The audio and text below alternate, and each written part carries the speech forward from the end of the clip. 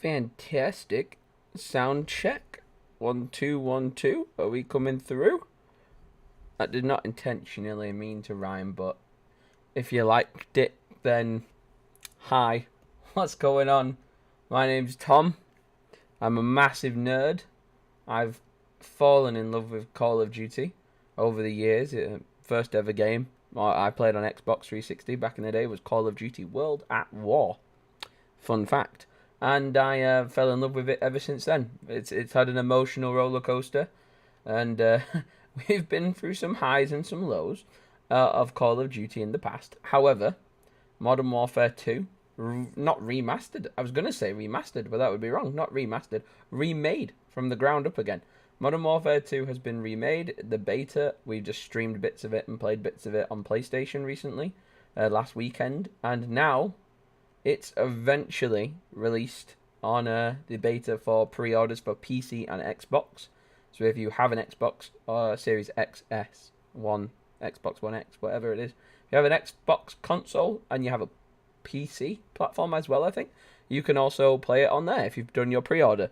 If you haven't pre-ordered yet and you're just solely playing the smart game of waiting and watching content creators, make content on the game and talk about it and what their opinions are and the etc., and then you're going to go from your opinions of what content creators have said or what the gameplay looks like, then maybe pre-order it. If you haven't pre-ordered it by this time, I wouldn't pre-order it. It comes out next month. Don't worry about it. You've missed out on a majority of the perks of pre-ordering, so I'd save you guys a bit of extra. I guess it's not saving money if you don't pre-order, but maybe don't pre-order it. If you haven't pre-ordered it already, don't pre-order it, because you've not really had your money's worth if you do pre-order it, is what I'm saying. But if you want to watch it for free, that's what I'm all about. That's why I'm here. That's why I do what I do. That's why I stream. That's why I've made content for this game. I got it on the... Oh god, there you go. On the open beta. I got the open beta for PlayStation, and that was the very first time I actually got to cover it. And then this was the second time I've gotten to play it on a different platform. So I can tell you a very, very, very, very big sort of collection of opinions. I'm just writing it in my chat right now. Subscribe to the channel if you like gaming. There we go. So, yeah, turn that off. And go from there. So the stream's looking good. Everything's looking coolio schmoolio. And we can get into playing a bit of Call of Duty. The gameplay is going to be a bit lackluster. I have hurt my hand, because I've been a moron. Okay, so we will acknowledge these. Acknowledge, yes. I've been a bit of a moron and hurt my hand. So your old pal Tom isn't going to be doing too good on the sticks today, but it's okay. We'll soldier through. Did it crash for me? Now, as it comes to crashes, yes, I've had several on the PlayStation on the open beta. I'm sorry if at any point my microphone's a bit too close to my face or a bit too loud. But yes, it did. It did crash multiple times. I'll text you as well, just in case you can't hear me. Sometimes it might cut in and out. But yeah, I did most certainly crash on the PlayStation version of the game a fair few times. I did, in fact, have maybe 4 to 5 crashes on the PlayStation, if I'm remembering right. So I did have a few crashes, yes, and I reported them. Sony has like a built-in feature on the PlayStation where you can automatically report a crash. So that's what I did. I reported the crash, and I just submitted that form to Sony every time it crashed. And I think I went through about 3 or 4 crashes on the PlayStation version, so I'll have to keep track and see how many times this crashes. Because it might do, it might not, I don't know. But fingers crossed. They've updated their stuff. So I was playing as my partner on Call of Duty on the PlayStation. I was playing as her profile. So this is my fresh time playing as myself, which is going to be fun. I don't think anything like KD and wins and losses go to your overall profile in the beta. I think there are some cool camos you can unlock in the beta, which I think carry over to the main game. You might get a calling card emblem and things like that. But overall, not much difference between losing or winning in the beta, so don't stress out about it too much. Oh, that's weird. My equipment setting controls.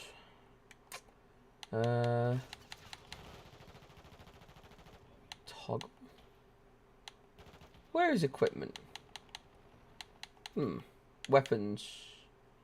Weapons. Ammo. Equipment. I thought equipment should be there. Maybe it's under normal. Equipment.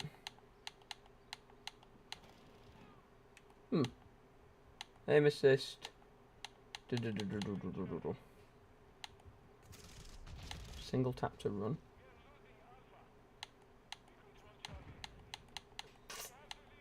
I don't know where that is. Was that it?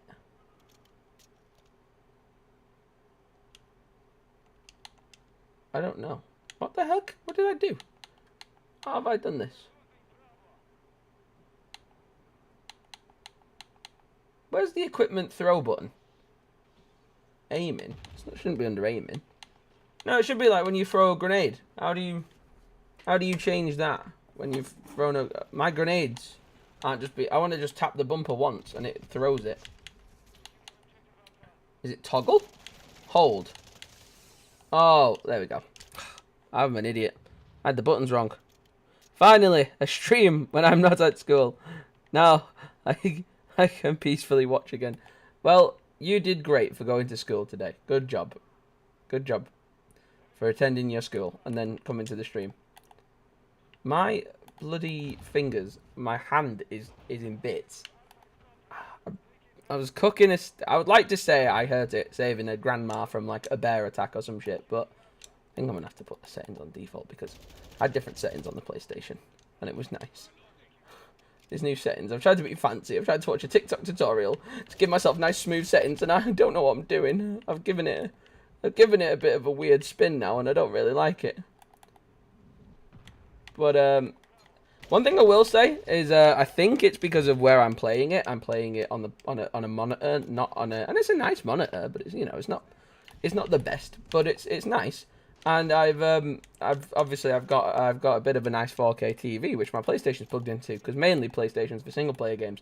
And I did break my policy by playing a bit of a multiplayer game on it not too long ago. But then again, it did come in handy because I got to play it a bit early.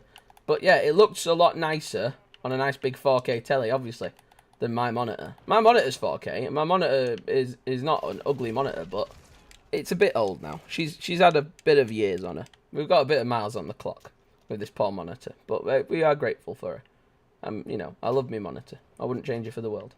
But if a company out there wants to drop me a monitor, joking, sure, darling, I won't replace you. You're fine. No, yeah, I am loyal to my monitor, whether it's a bit more grayer and blander to look at than a nice 4K TV. Maybe I shouldn't have played COD on the first time on the nice shiny TV. But yeah, smoothness beats it. Monitor over graphic, you know, performance over graphics any day for a Call of Duty game. And the performance on a monitor, my friends told me decades ago, I was playing games all wrong, playing them on a TV, a massive TV, than a monitor screen, and I didn't believe them. Thought they were talking out of their heads. And then the minute I played a game, a first-person game on a monitor, my God, single players, you know, a good big telly is nice to play a single player on, but first-person shooter game where it's just about speed and responsiveness, a monitor, you're gonna win every single day. It's gonna be so much smoother. And if you were like me and you were skeptical, get a cheap monitor in like a Black Friday sale at the end of the year and just plug your Xbox or your PC or whatever into it and give it a go. If you've been playing on a telly, then and you play a lot of multiplayers as well. It's no good if you're not a multiplayer person. You've got to be a multiplayer person to appreciate the sort of responsiveness to it. I can feel the massive difference already play for the responsiveness, because it was responsive on a massive telly, which was, to its credit, the first Call of Duty game I've ever played on a big TV. That has given it responsivity. But which says obviously a lot about how smooth this game is, and it is very smooth. That's the smoothest Call of Duty I've ever played, 100%. But yeah, about my hand, I would have liked to have said that I hurt my hand in the you know, essence of doing something good, like saving an old lady from a bear attack or something, but in reality I was a bit of a moron, and I was cooking a steak, and I didn't put any protection over the top of the pan, and I bloody scorched earth my hand, so that was good. But it's content time, so I can't be complaining with an injury. My benefits won't cover it, I'm afraid. Compensation. What is it? My HR at the office at the moment just won't cover it, you know. I don't get any work benefits from being injured. I can't make a claim. I'm the boss, so I'd just be writing a letter to myself saying I got injured in the workplace. But I wouldn't answer myself, would I? The funs of working on your own as a single business. It's fun. There's no HR. I am the HR. But yeah, this is I've seen so much controversy on TikTok of people whinging about this game. Loads of people, the newer COD fans, being like, it's not the same. I want to be able to run and jump really quickly and slide around. And it's like, guys, you're running around at the speed of a bloody Lamborghini. You know, you're running around fast enough.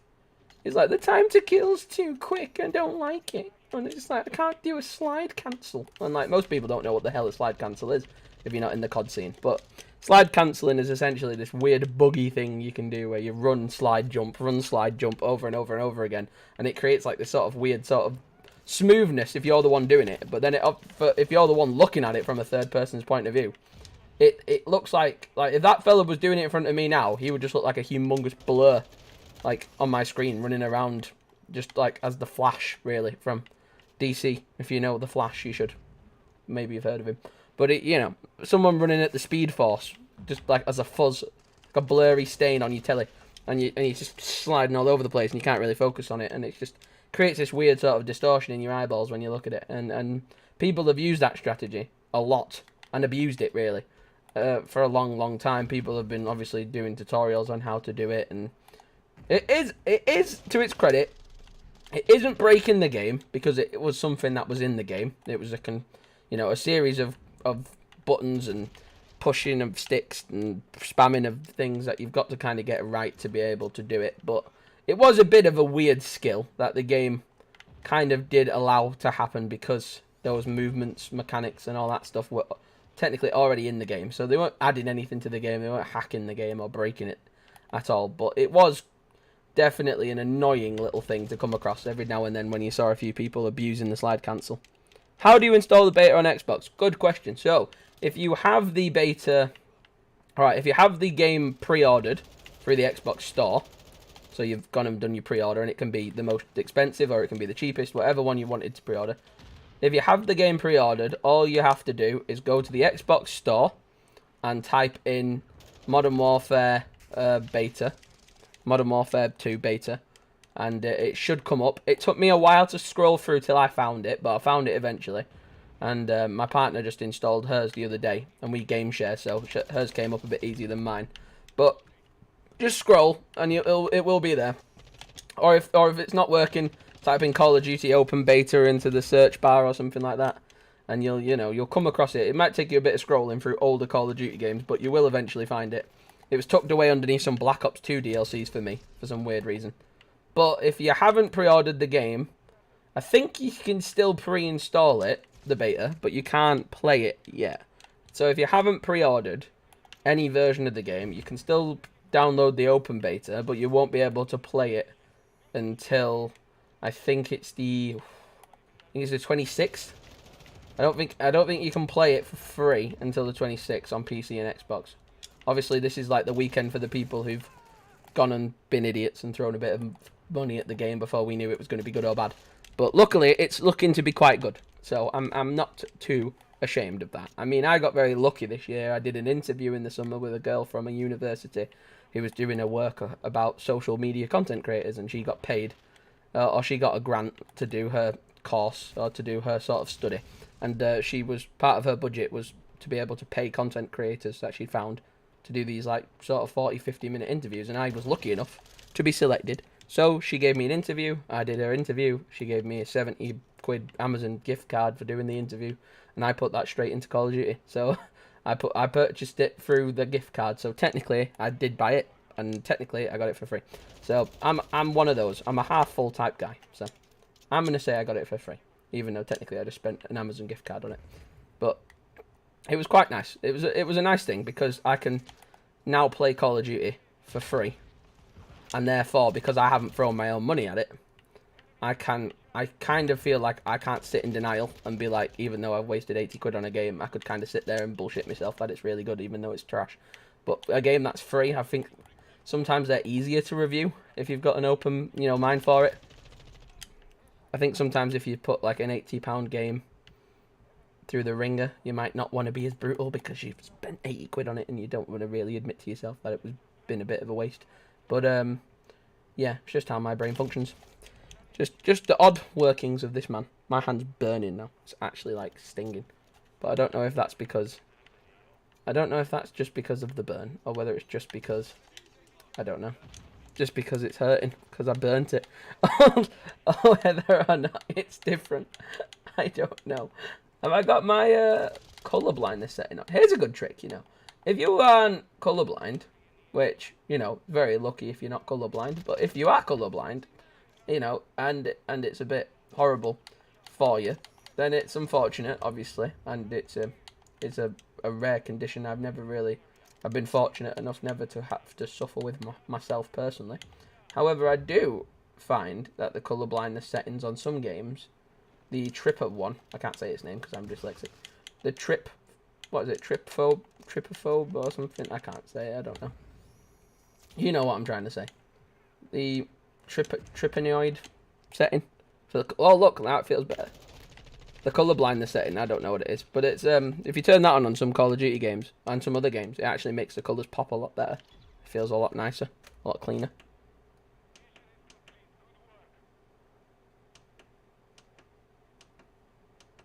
HDR on.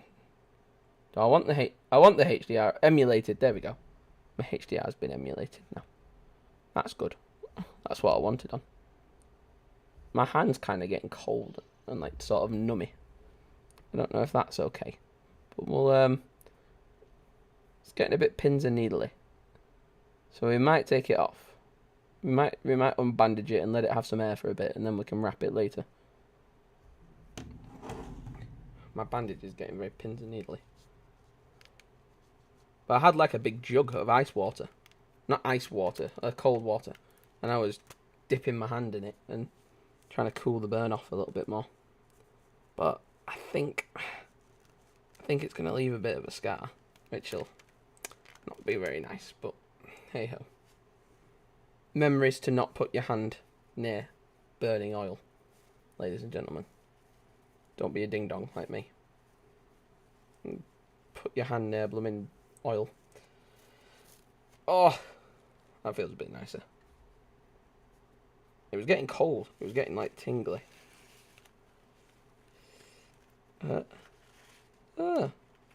It's kind of worked. It feels a bit weird, but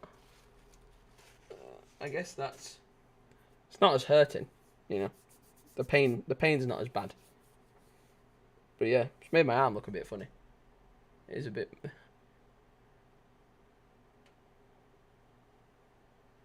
That's a bit mad, isn't it?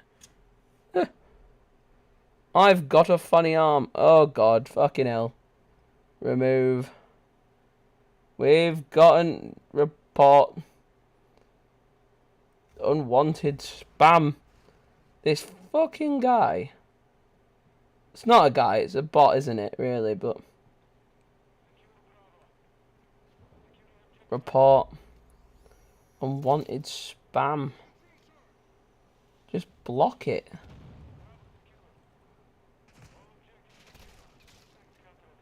How do we hide this user from channel? There we go.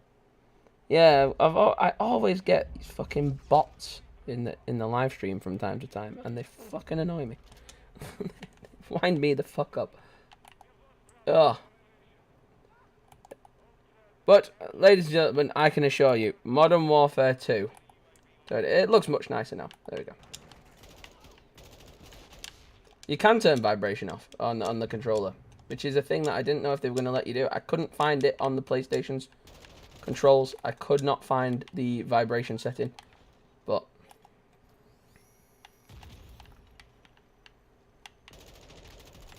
I managed to find it here on the Xbox, so that's been helpful. I feel a bit more now. I feel a bit more better now. Now I've got free range of my thumbs.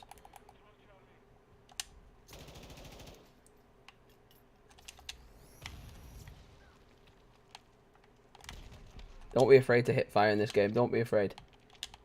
Hit fire is good for you. Oh god, there was two of them.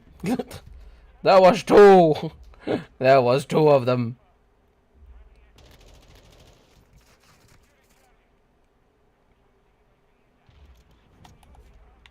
Ah! No. There you bastards.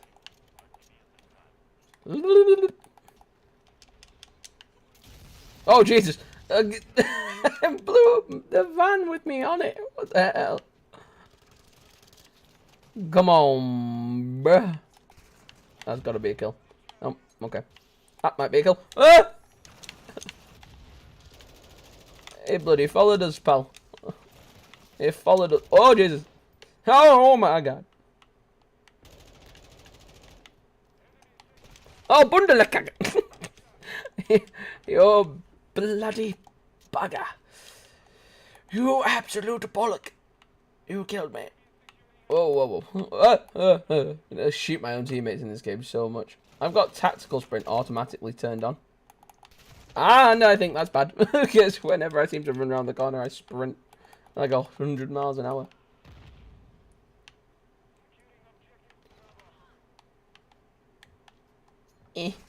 Oh no. It's always in the last place you look. It's never where you think they're gonna be. It's always in the last place you look. That's where the enemies always get me. How do people have so many different attachments already? I love how like sort of, I don't know, like fabric simulation. I guess is it fabric simulation? Like his arm is like so wibbly wobbly when he's got his grenade out because he's like running. And the air's like whipping past him. You know what I mean? See that when he had something in his hand then. Oh, I marked an enemy. Marked an enemy for the team, boys.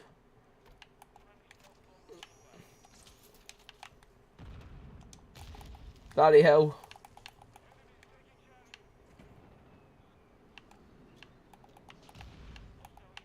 What am I doing?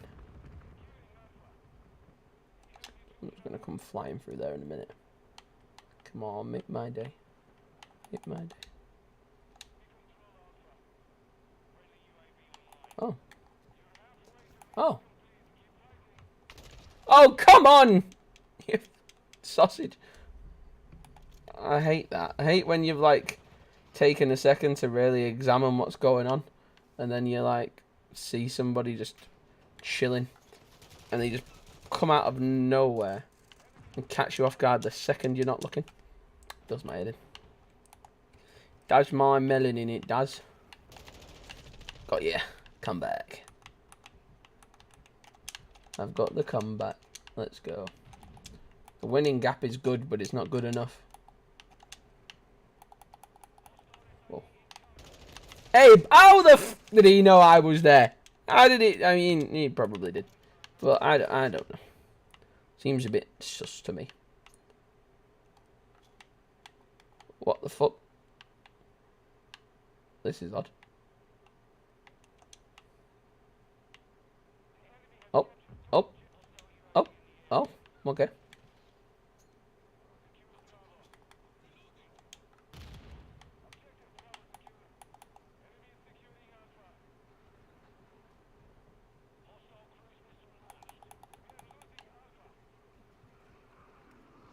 Ah! Ah, he tried to hit me and he couldn't. He couldn't hit me. I've got the magic in me. I was better at this on PlayStation, to be fair. It's ridiculous. I think my record on PlayStation, not as Helen, so not even as myself, as my partner, I got a 30 kill game, which I found to be very, very good, very, very nice.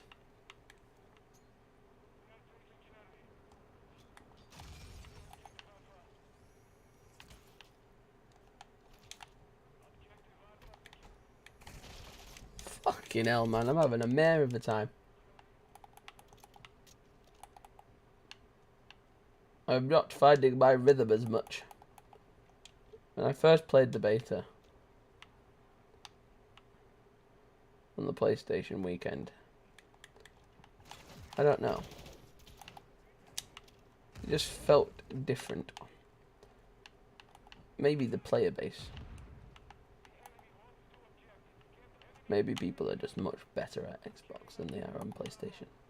I mean, we are against the PC lot as well, to be fair. We've got PlayStation and computer people. I mean, we've got Xbox versus other Xboxes and computers at the same time. So that's a bit mad.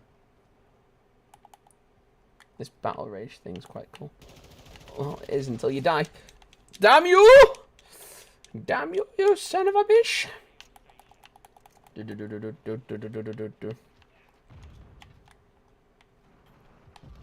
I keep blowing up my own bloody thing.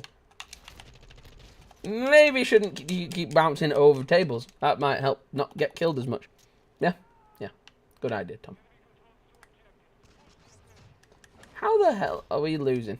I mean, I know why we're losing, because we're not very good, but... Come on, bruh. Should do TikTok live. Oh, we should do TikTok live of the Modern Warfare beta. There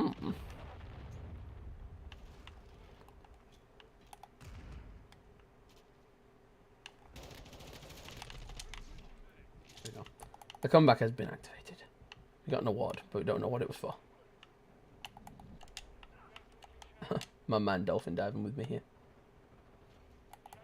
Two things I don't like, how in this game you cannot dolphin dive and shoot at the same time. I think that would be a very nice feature for them to add in. The ability to shoot and dolphin dive at the same time, simultaneously. That would be very sweet to see. And on top of that, going off from that, is I don't know if you could do it in Modern Warfare 2019. Because I can't see them having a feature in the old Call of Duty that they don't have in the new one. I don't think that would be very sensical of them. But I remembered in one game I played, I could mount on a wall. So I could mount my gun on a wall. And I could walk side to side whilst mounted. I don't think you can do that in this game. Or if there was a Call of Duty where, like, see how I'm mounted like this? I just stay like this and I can turn my gun side to side. But I want to be able to, like that. Like, I want to be, like, mounted on a wall and, like, be walking along the wall shooting at the same time. Just to get the most out of my cover. But I don't know if that mechanic has ever been in a Call of Duty game. Whether is it in Rainbow? I played that many games for YouTube. I don't really know what game mechanics are in which games. Eventually they'll just feel like a blur to me. That was good. There's this like weird black strobing effect I keep having every winning screen we get. So I don't know if that's the problem. I don't want people to be...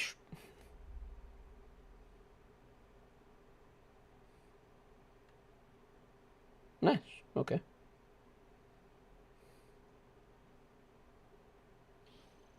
That's a thing. What's this? Allow gifts on this channel. Choose whether others can gift you a Tom Origins month subscription. Oh, wow, that's cool. Hello, Mr. Sith.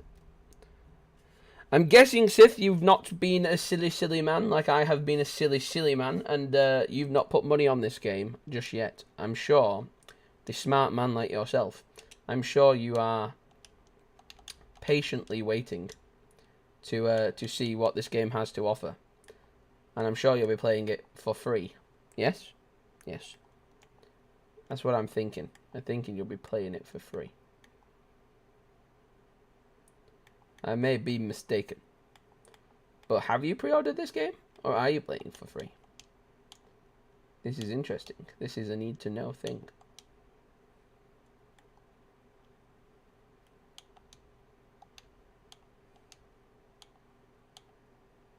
No, I have not. I know me too well. Nice. Good. Well, it's good that you haven't, because it just means you have to wait a little bit, but then once you've waited, you will be able to play for free very, very soon. When I say very, very soon, what I mean by that is I think it's the 26th. Alexa, when is the open beta for Xbox and PC for Call of Duty? According to an Alexa Answers contributor, the game beta will open on October 15th at 10 AM PT and end on October 19th at 10 AM PT. Similar to PS4, the beta will be available in early access from October 15th to October 19th only for gamers players who have purchased a digital copy. Yep, that was about something completely irrelevant, so don't listen to a word she just said. I don't have a clue what she just answered, but that was not the question. I think from what I've seen, and I'm sure you can go and double check this online, I'm pretty sure it's Saturday, yeah. I'm pretty sure it's the 26th. You can play it, you can start to play it for free on Xbox and PC. So, I'll be playing it with you on the 26th. It should be pretty cool. Beautiful! Beautiful chef's kiss! The aim was supreme! Damn, girl, you precision. You got precision. Yeah, I got precision. Hell yeah. Yo, bro, I just EMP'd like 40 people. Oh dear, oh, grandma's cooking. We've been exposed, boys. We're in the open here. GTB. Got to beat my meat. That's a clip. What is this? Spiky. We spiky thing. I'ma spike the shit out of you. Whoop. That's a fair mate. It's done nothing. Oh, the enemy. The spawns are swapped. Ah, there's two of them. In some occasions, a good thing. In this occasion, bad. Very bad. Shock circuit out. I think it's a shock stick is what the equipment is called. But my dumbass always calls it a chopstick. Because I am silly. Oh.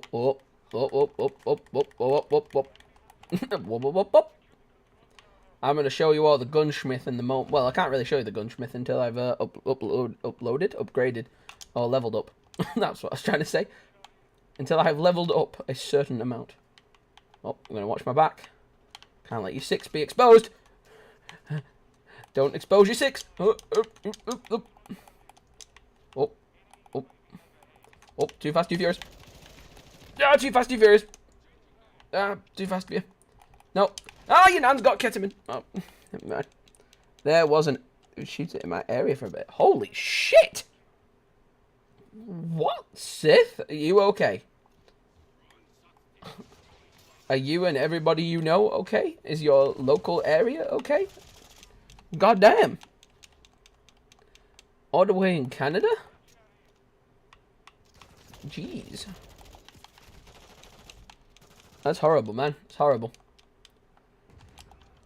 I saw a TikTok that actually like just made me sit there and cry for like 10 minutes, and it was just this poor woman who's obviously she was a mum, and she was like putting like a bloody, what's it called, like a bulletproof vest inside of, like, not a vest but like a plate inside of her daughter's backpack just to send her to school. And I was like, that is fucked, man.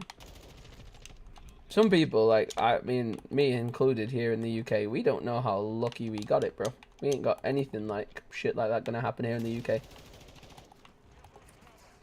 Like, we take that for granted so often. It is actually stupid how much we take that for granted. That there's things like that is just normal. Like, shot 3 people, Jesus Christ. That shouldn't be happening in this day and age, man. That's insane. And your area is not even like full-blown America, is it? It's like you're in a whole different thing. You got a whole different thing going on, and it's just too many bad people getting their hands on too many powerful things, and they should not be in a position where that is even feasibly possible. Let alone the fact that, you know, it's mad. It's absolutely mental. That's a thing that can just be normal for some people to have to deal with. It's absolutely madness. In the last 20 years, Canada has had 3 shootings. That is like, there's 2 ways of looking at that. One way is definitely like, you know, three shootings in one. 3 shootings in one space of like you know, like not even a decade. There's been like 3 shootings over the course of 3 years.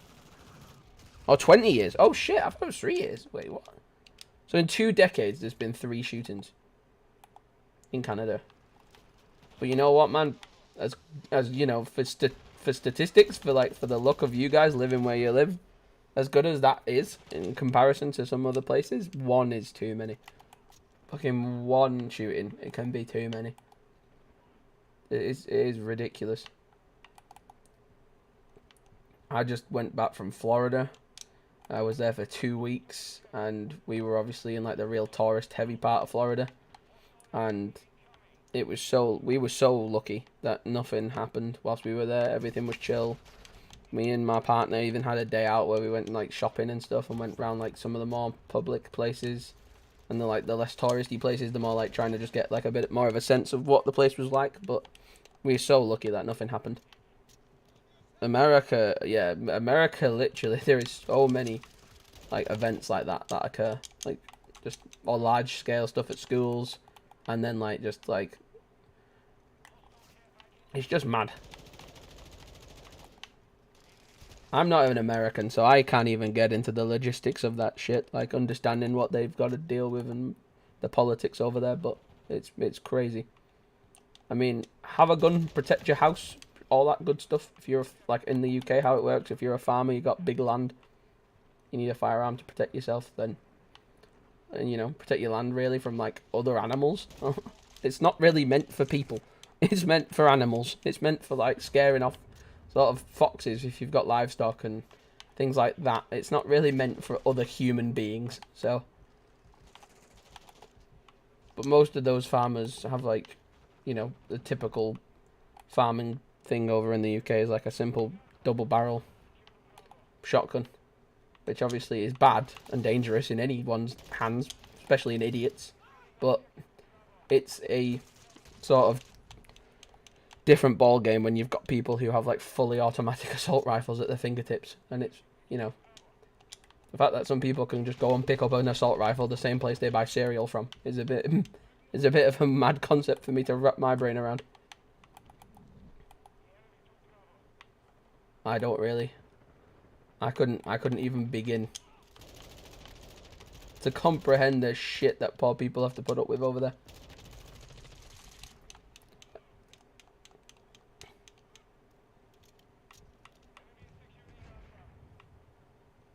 You enjoy your mission in the game, Sif. Stay safe, my brother. Stay safe. We'll be playing and chatting sometime over the weekend, I guarantee it. Playing this beta together.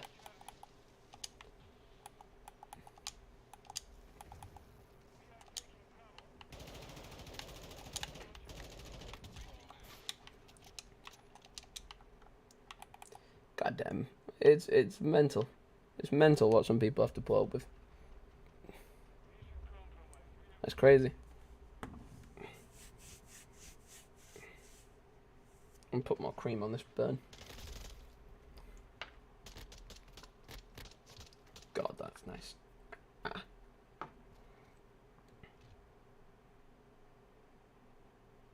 But yeah, some people, like, in America, I don't get how those guys have to, like, I got some subscribers from America who kind of talk to me about sort of typical stuff of what's going on for them and what they're, you know, what, and this stuff over there, man, it's insane. Some of the stuff that goes on. And then there's places that we probably ain't even heard of, like people. It's very rare that we hear about the smaller places where there's like even more crazy shit happening that we're just unaware of. It's mad. Madness. Keeps crashing every time I get to the part where it says, this is your Activision account. Wow, okay. That is new. I've not had that problem before. I did experience some crashes myself a few times on PlayStation, like I said. Touch wood, so far here so good. But yeah, that is an odd one. That you keep having an experience where it's crashing when you're trying to log into your Activision. And I'm assuming you've obviously got yourself an Activision account. I mean, can't see someone pre-ordering COD if you don't have an Activision account. So that is a weird one.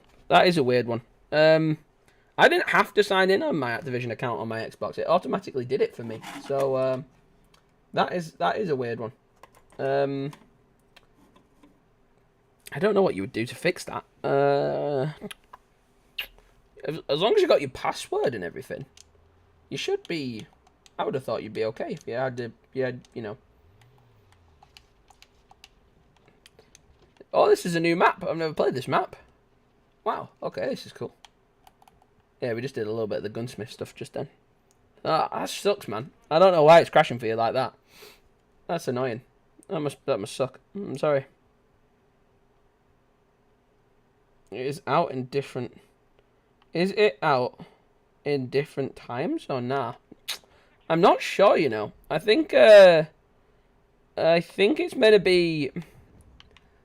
For me, it's 6 p.m. It came out at 6 p.m. in the UK, so that's 6 p.m. GMT. So if you look up what your time zone is, and then look at 6 p.m. GMT, and compare the two, then you might be onto something. Maybe you've not got it yet. Maybe yours is a little bit behind. Wherever time zone you're in might get it a bit later. If not, I think it might just maybe log on to your Activision account on like a web browser, like on your phone or on your computer or something, and then try and play on it, and see what happens. All I did is I waited until 6. I restarted which is the time it comes out in my country. I then restarted my Xbox, and then it booted up first time, logged me, automatically took me to the page where it said Tom Origins YT, and I just went from there. So that is a rare problem. I mean, I've not heard of that myself, but maybe if you Google it, maybe some people have got a similar problem. Twitter's always good. I always use Twitter or Reddit. But that's annoying, man. Hopefully you can get it fixed. I mean, betas are betas, aren't they? That's the problem with some of them. I never got to play this part of it, like the sort of privatized version of the beta. I played it for free on the open beta for the PlayStation. And then, obviously, I have got it on the Xbox, which is sort of the main place I'm playing it. And that's not because I think PlayStation or Xbox or console. I don't have an opinion on the console wars. I can't have an opinion on the console wars because I have played on both because I make a lot of single player stuff. So for the PlayStation, so I have played both consoles, and I don't think one is better than the other. I think they both have pros and cons that are different to one another's, and I think it does help a content creator out if they're lucky enough and they can have as many platforms to use as possible. Opens up all the doors for creating content. Earlier this year, we got a very good gaming PC for the channel, which I was over the moon with because it's given me the ability to create so much more content, so much smoother and quicker. My work time has been crunched because I used to have to spend 4 to 5 hours just downloading streams off Twitch and then editing them and then re-uploading them as videos, and it just put my head in a spin. Made making content very difficult. Or I had to film things on my phone, and occasionally, you know, if it's something that's not like quality based, like gameplay, if it's just something like a little quick how-to, then I don't mind using the phone because most phones are quite good these days for camera quality. But yeah, I don't know how that's affecting. At the moment, the controversy is that there's a lot of people who are, I think, more newer Call of Duty players. Welcome, by the way, anyone who's joined the stream. Hit the subscribe button if you want to. It's up to you, buddy. It's up to you. But yeah, there's been a lot of controversy in the sort of TikTok industry at the moment with content creators and other players who have been whining about the mechanics of how Warzone 2 is going to work, whining a bit about the slide cancelling not being in the game. I think people did find a way to get slide cancelling in this game, but I think they're trying to stomp that out. There's been little tweaks to things that people are really pressed about, and I don't really understand them. Like red dots on the minimap. If you shoot without a suppressor, people want a red dot on the minimap, and I guess that's a good idea if you want that, but it would make having a suppressor a more tactical decision rather than just, like, I do it for audio most of the time. I like the noise of a suppressed weapon more than... Well, it depends. Some weapons I like hearing the full, like, kick to them, but sometimes it's just a preference. I just have a suppressor on for a preference. But, yeah, some people were complaining about the red dots not being on the minimap if the gun's not suppressed. People were complaining about there's going to be no loadout drops in Warzone, so you're not going to be able to, like, spawn, like, sort of Rebirth Island style Warzone that a lot of people have enjoyed playing, where you kind of hop in, do 10 seconds of work, and then you've got your favourite weapon and class and stuff. So that's not going to be in Warzone. Warzone is going to have loadouts, just in a very different way. You're going to have to earn them. You're going to have to go around and earn your classes and your weapons, and you can obviously there's been people out there who have gotten so accustomed to playing Rebirth and think that's the only way to play BR because maybe that's been their first BR mode and that's the only mode they know. But I enjoy Rebirth Island. I wouldn't say it's a battle royale. I know there's the sort of battle royale mechanics in it, but I'd say it's more of a multiplayer sort of like a simple COD match with like a bit of a battle royale feature at the end. Sort of last man standing, and then you get the dub and stuff like that. But I think a lot of people are used to that sort of quick, sort of instant type of Rebirth Island style of, I would say, yeah, like a Rebirth style of battle royales, and they've not really played a lot of big battle royales like Apex. Trying to think of a few good examples. H1Z1. People don't remember that was a battle royale. I dabbled in that a little bit. Daisy had a bit of a battle. I guess H1Z1 was kind of like a battle royale version of Daisy. Maybe that's where I'm getting confused. PUBG, massive one. I love that one. Games like Vigor, which take inspiration from like Escape from Tarkov and things like that. There's going to be more of that level of grind to the Warzone. And I think maybe, could be wrong, my speculation, I think that's why they've added the sort of gunsmith feature to remove the grind from the multiplayer. So multiplayer Call of Duty now has gone in such a new direction with this gunsmith mode. We can now, like, I'll show you the gunsmith more when I level up some weapons and I can play around with it and kind of show you as I'm talking, because it's easier to visualize for me than to try and half explain it. But basically, the idea of having the attachment for an assault rifle unlocked for that whole family of assault rifles is so much nicer than having to, you know, old style of Call of Duty was you got an assault rifle, 100 headshots, blah blah blah. I know it's not, maybe it's different than that, but you know what I mean. Like 100 headshots, you got your certain scope, or, you know, 50 low shots, you got like a suppressor or whatever. You know what I mean? You had to do kill challenges to get an attachment, and then you might fancy a go of the AK, or you might fancy a go of a shotgun or a different weapon, and then you've got to grind all over again. And you were unlocking the same attachments for different weapons the same way over and over and over again. It was getting monotonous and boring and repetitive. So they've changed that now. So if you get into sort of your M4 platform, the receiver for the M4, that's got a DMR variant, it's got a SMG variant, and if you get the red dot for the standard M4, when you convert it and use its SMG format, if you use its DMR format, you'll keep and retain that attachment. So there's less grind of attachments in the multiplayer for different weapons. So the grind is different, and that's kind of exciting for me because, you know, camos, you can take it or leave it. If the ultimate camo for all the weapons are really good, that's the only thing you've really got to grind for. But apart from that, just level up and have fun. It's the premise of the multiplayer right now. So I like that mentality. And I really like that format. So maybe that's why the Warzone has now taken a bit of the grindiness onto its shoulders. And that's why when you spawn in now, you're going to have to sort of look for these special buy stations. You're going to have to hunt and scavenge for your weapons and gear. And then there's going to be that element of wanting to explore the map. Instead of, we've played for 10 seconds, we've gotten our 10k, we've bought our loadout drop, we're sat in the basement, that's all we're doing the whole game until we win. And, like, people don't like change. And some people do, some people don't. And I think the people who are complaining the loudest about this game at the moment are probably the people who don't like change very much. And I can understand that, you know, I can understand that. If you're not a fan of, you know, if you're not a fan of it, then I get it completely. But look, now I've unlocked the gunsmith a little bit more, let's break this down. So I'm going to grab this DMR. So I've got the M4 assault rifle, and I've got this sort of battle rifle here. And because this runs in the same family as the M4 does, and the big heavy LMG does, I can carry over stuff. So once I get this up to the right level, I'll just be able to whip on my attachment as soon as possible. I don't have to go and re-earn my attachments for my M4 family. So every single one of these receivers will now have the M4's original attachments. So that suppressor, that stock, that grip, that. As long as it can fit on this weapon, it will just automatically go to that weapon when that weapon's a high enough level. So if you can wrap your head around that one, then you get me drift of what's going on. And if not, just experiment with the weapons, you'll see. When you use the gunsmith for yourself, you'll get your head around it. And it's one of those that explaining it sometimes is harder than just actually doing it and using it for yourself. But I trust it'll be very fun. I trust that you guys will find a rhythm of creativity. And in a way, Call of Duty was getting very boring in Warzone, sort of. When Warzone kind of came in and took over TikTok, there was a golden time where Warzone originally was just everyone would use whatever the hell they wanted.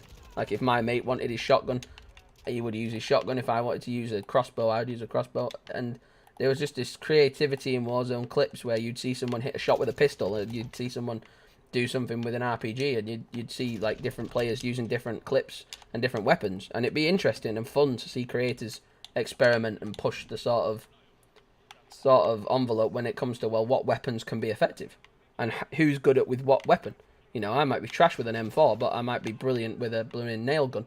So back in the day, Warzone used to be really creative and fun. People used to all use different types of weapons, and whatever fitted them the best, they used it. And then eventually, when it sort of became TikTok fuel, Call of Duty content creators, some of them on the TikToks, obviously had really easy content because their fans wanted and their audience wanted to know, well, what gun's the most powerful. So all they had to do really was go onto the sort of web pages and browsers and wikis and find out, well, what patch is out recently, what guns are OP in that patch, and then put two and two together. You've got a meta video. And when this sort of Warzone meta came into the game, and you were seeing the same SMG, the same shotgun, the same attachments on every weapon, it became so generic. And you know, I have the utmost respect for a Warzone player who stayed, stayed to the core of creativity and came up with their own attachments and classes and whatever, because I know everyone will have done at some point. Everyone will have done the Warzone meta play where they've like obviously gone on TikTok, found whatever's killed it that month or whatever's the most powerful that month, and then they use that 24/7. So I know most people will have gotten annoyed and done that at some point, but to those people who still stayed creative and made their own classes, you guys are awesome. Like, I have mad respect for you guys, because to not bend the knee to that meta sort of brainstemness was important. And I think a lot of creators who thrived, in my eyes anyway, are the people who chose to go against the curve and do their own thing. And I really looked up to those creators. Like, I saw people like Mert Music, I saw people creating their own classes, and I saw him doing loads of different funny clips with different weapons, trying out cursed weapons and making, having fun with it, how it's supposed to be. So, yeah, Warzone 2 is going to be different. It's going to be a bit harder. The first map that we've seen so far, we don't know if Warzone 2 is going to take place across multiple maps or different maps, but the first map we saw thus far has been a very sort of tip of the hat to Verdansk, I would say. It feels like Verdansk has come back in a sense. It kind of looks like Verdansk's twin, and it's kind of fun to see that. It's kind of fun to see that sort of paying homage to their original map. A lot of people complained about it, said it was very grey and bland. And don't get me wrong, it doesn't have the same vegetation as Caldera, but no one liked Caldera. And I think the hardest thing that game developers, specifically in this case Call of Duty, but game developers and game creators as a whole, have a very hard time with, there'll be a mass group of people saying, we want one thing, and then a mass group of people saying, you're all wrong, and we don't want that, we want this. And then when there's too many people shouting and shouting and shouting their opinions about, you're never going to win, because you'll make half the people happy and half the people hateful, and you're never going to win. So the best possible advice from someone who's never made a game or put up with that struggle, make the fucking game however you want to make it. If you want to make your game with a meta and a sort of skill tree, but everyone's going, oh, I don't like metas and skill tree. If that's the game you're passionate about making, make your bloody game. And people will play it and respect it the way it's built, or people will whine about it, and that's it. As long as you think, and that goes for everything. We're likening it to the creating of games at the moment, but in the legitimacy of it all, anything can follow that same blueprint. If you're passionate about it, just crack on, and people will find you. Take time. Took me bloody 7-8 years before I found people online that actually liked me and came and was supportive. And I realised after 8 long years of putting up with just plain and simple idiots that there are some nice people out there online who will message nice things and criticisms, but positive criticisms, things that are pushing you in the right way. Get a tripod because your camera's shaky. Get this software because it's better than the old software. Get this, get that. You know, criticisms, but positive criticisms. You know, everyone's not going to be like a yes man to you, and that's not the point. The point is to know that you can't make everyone happy, and it's not about that. It's about trying to make the project you're passionate about, and this is the first Call of Duty. Look at it like this, right? Win, lose or draw, whether this Call of Duty turns out to be dead after 2 months, or it becomes the next GOAT of Call of Duty, right? This is the first Call of Duty, as far as I've been alive, and I've seen a lot of Call of Duty games.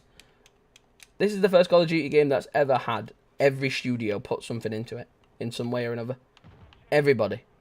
You know, it's not like, oh, Treyarch's better than Activision. Infinity Ward sucks and Activision's better and Treyarch and Raven and all that. You know, I know they're all under the same umbrella, but sometimes people are like, why? Like, I don't like Sledgehammer games. I only like Treyarch. I only like Infinity Ward. And it's like, yeah, well, everyone's going to have their favourites, but all of our teams, you know, everyone who's a COD, a Black Ops fanboy, a Modern Warfare fanboy, all of our best beloved games across the board have been, you know, all their creators are now working on one joint project. How sick is that?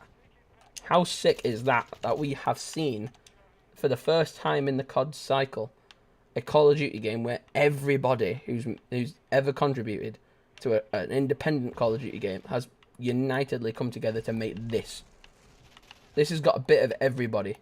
You know, everybody's got different skills to bring to the table, and they've all brought a little bit of something. So win, lose or draw, it's got a little bit of everybody involved in it, and that is brilliant. I think that in itself is a really cool thing. On top of it, you know, not only being the first Call of Duty to actually involve everybody, it's the first Call of Duty that's actually gotten a 2-year life cycle already confirmed. It could be 3. It could go up to even longer than that. You know, if they're seeing success in the game, then why not?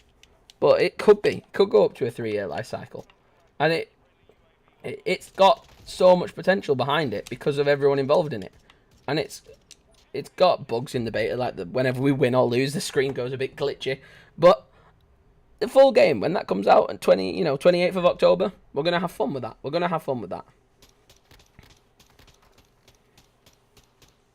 My name's in full capitals. I don't know why. I inputted it like that on the scoreboard. I don't know why it goes full capitals in the kill cam, but that's what it is. It is what it is.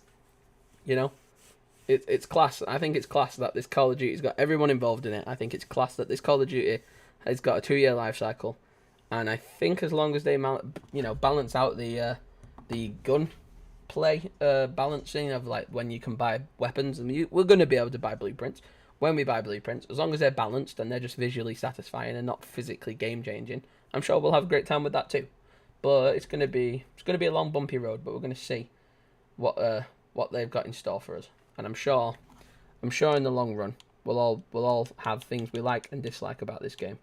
But I'm sure in the be all and end all, we're going to have a good time. I'm sure it's going to be fun. I've got hope. I've got hope at the moment that this game's gonna be the COD. Hello, Danny! Let me in! Eric Andre.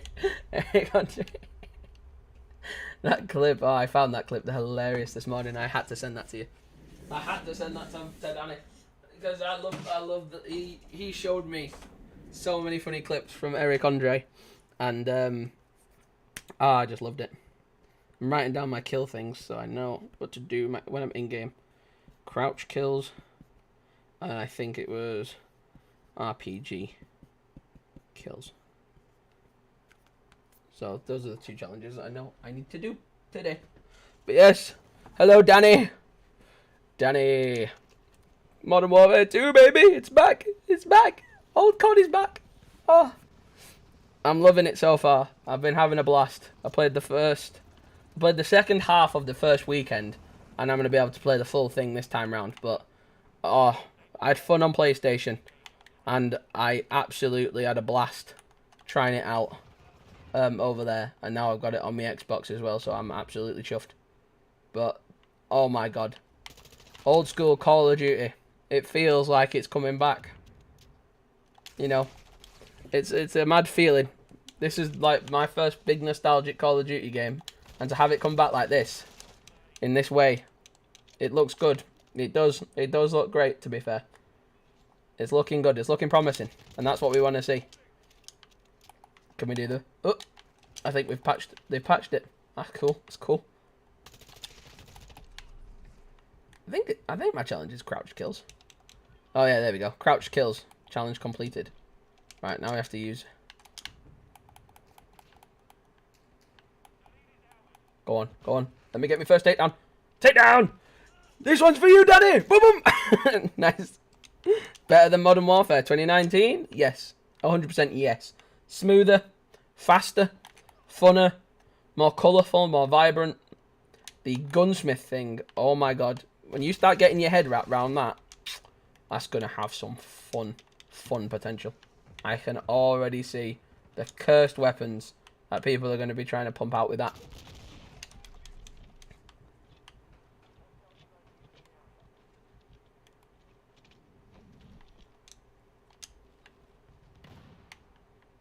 Oh! Yeah, it's much better than Modern Warfare 2019, in my opinion. I really enjoy it. I find it so much more fun to play, more repetitive, and it's just... Yeah, there we go. It's so much fun. Fun. It literally, that's just the only word I've got that sums it up. It's just fun. It's good old-fashioned fun Call of Duty. And I love it. I love it. I'm so happy how it's turned out. And what their plans are for Warzone. Oh my god. Warzone 2. If you've heard of, you've probably at some point you've heard of Escape from Tarkov.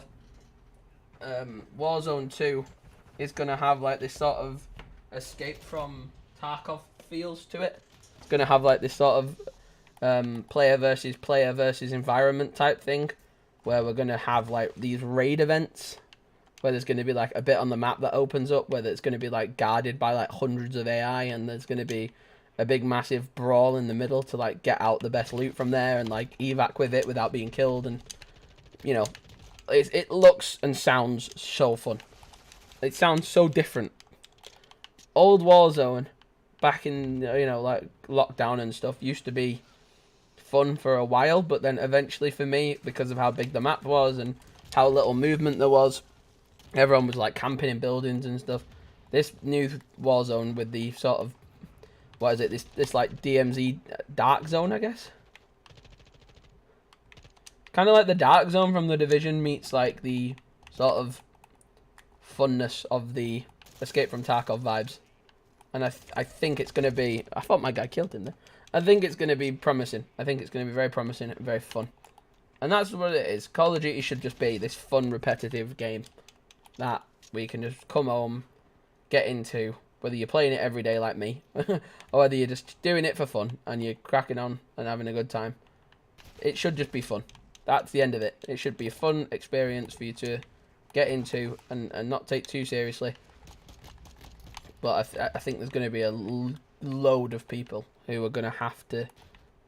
It's going to be a load of people's worst nightmares, because a lot of the newer players are going to hate it, because it's like old COD back. But like the newer players, are going to struggle, and then the old school players, like some people who may not have even touched COD in a while, I think those are the people who are going to be like, oh shit, okay, I see you, Modern Warfare 2 reboot. I don't know whether we should call it Modern Warfare 2 2022 or Modern Warfare 2 the reboot, because we've had Modern Warfare 2 and Modern Warfare Remastered, Modern Warfare 2 Remastered, and then we've got all the Modern Warfares, and it's like MW2 2022 for the shorthand, and then for longhand, I think it should be Modern Warfare 2 reboot. Just my humble opinion. If Activision wants to hire me, I'm available. I wouldn't say no. Sledgehammer Games has just opened up a studio in Guildford, which isn't too far away from where my sister lives down in London. So, you know, Sledgehammer Games. Sledgehammer Games. If you need a young, scrappy, excitable, ADHD-riddled young person to come and do anything, make some coffee, test out some game, you know, some gameplay, you know, I'm up for it. I'm up for it. Wouldn't say no. But yeah, I've not enjoyed a Call of Duty game like this in such a long time. You know, not even. I really enjoyed the controversial Call of Duty. So I really enjoyed after Modern Warfare 2019. You were gonna have a nightmare with whatever game came next. Whatever game came next was gonna have a hard time. So Vanguard and Cold War, they had a stinker of a time because of everyone being so nostalgic with Warzone and with Modern Warfare 2019. I get they had one of the hardest jobs in the world was Call of Duty. I can't remember if it was Call of Duty Vanguard or Call of Duty. No, was it Vanguard or was it Cold War that came out first out of them two? I think it was, if I remember correctly, it was Cold War. I think it was Cold War that came out first, and then it was Vanguard. And they both had a stinker of a time because no one was going to be more excited about them than Modern Warfare 2019. Because that game left an impression on so many people. And it was a big sort of boom for the game. And a lot of my older friends who'd not even touched their Xboxes in decades came back for Modern Warfare 2019. Which is insane to me that was the case. They came back for that. And I think Cold War and Vanguard were fine games. I think they were very, they were fun for me. I enjoyed playing them. I liked both of their betas. I liked both of their games. And they were fine games. And the Outbreak mode, Outbreak was fun. And the Zombies was weird because Treyarch did their version of Zombies. And then Sledgehammer did their version of Zombies. And they were new and they were interesting. Can't beat the classics, but they were fun and interesting, and I give them credit. The campaigns were great. I loved both campaigns very well. One hand, it was a really cool spy espionage sort of thriller, and then the other one was more set in period of the World War II, or alternate history, and it was fun. It was fun. Both of them were fun and nice to play, but the multiplayers felt a bit empty, a bit void of playing, and I didn't really enjoy them after Modern Warfare 2019's multiplayer. I didn't really enjoy the other two.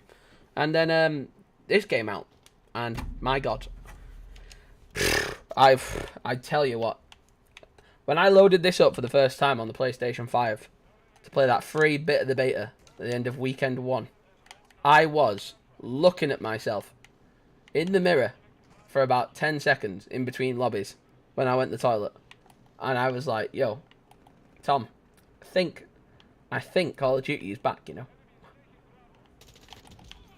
Remember that game? You used to come home and jump on with your mates after school, and you used to play till your fingers were sore, and you were most likely going to give yourself early onset arthritis because of how much you played this game.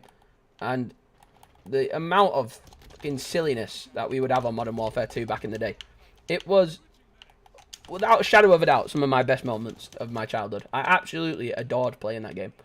And coming home from school to that game was one of the most exciting things in the world to me. And it was so fun.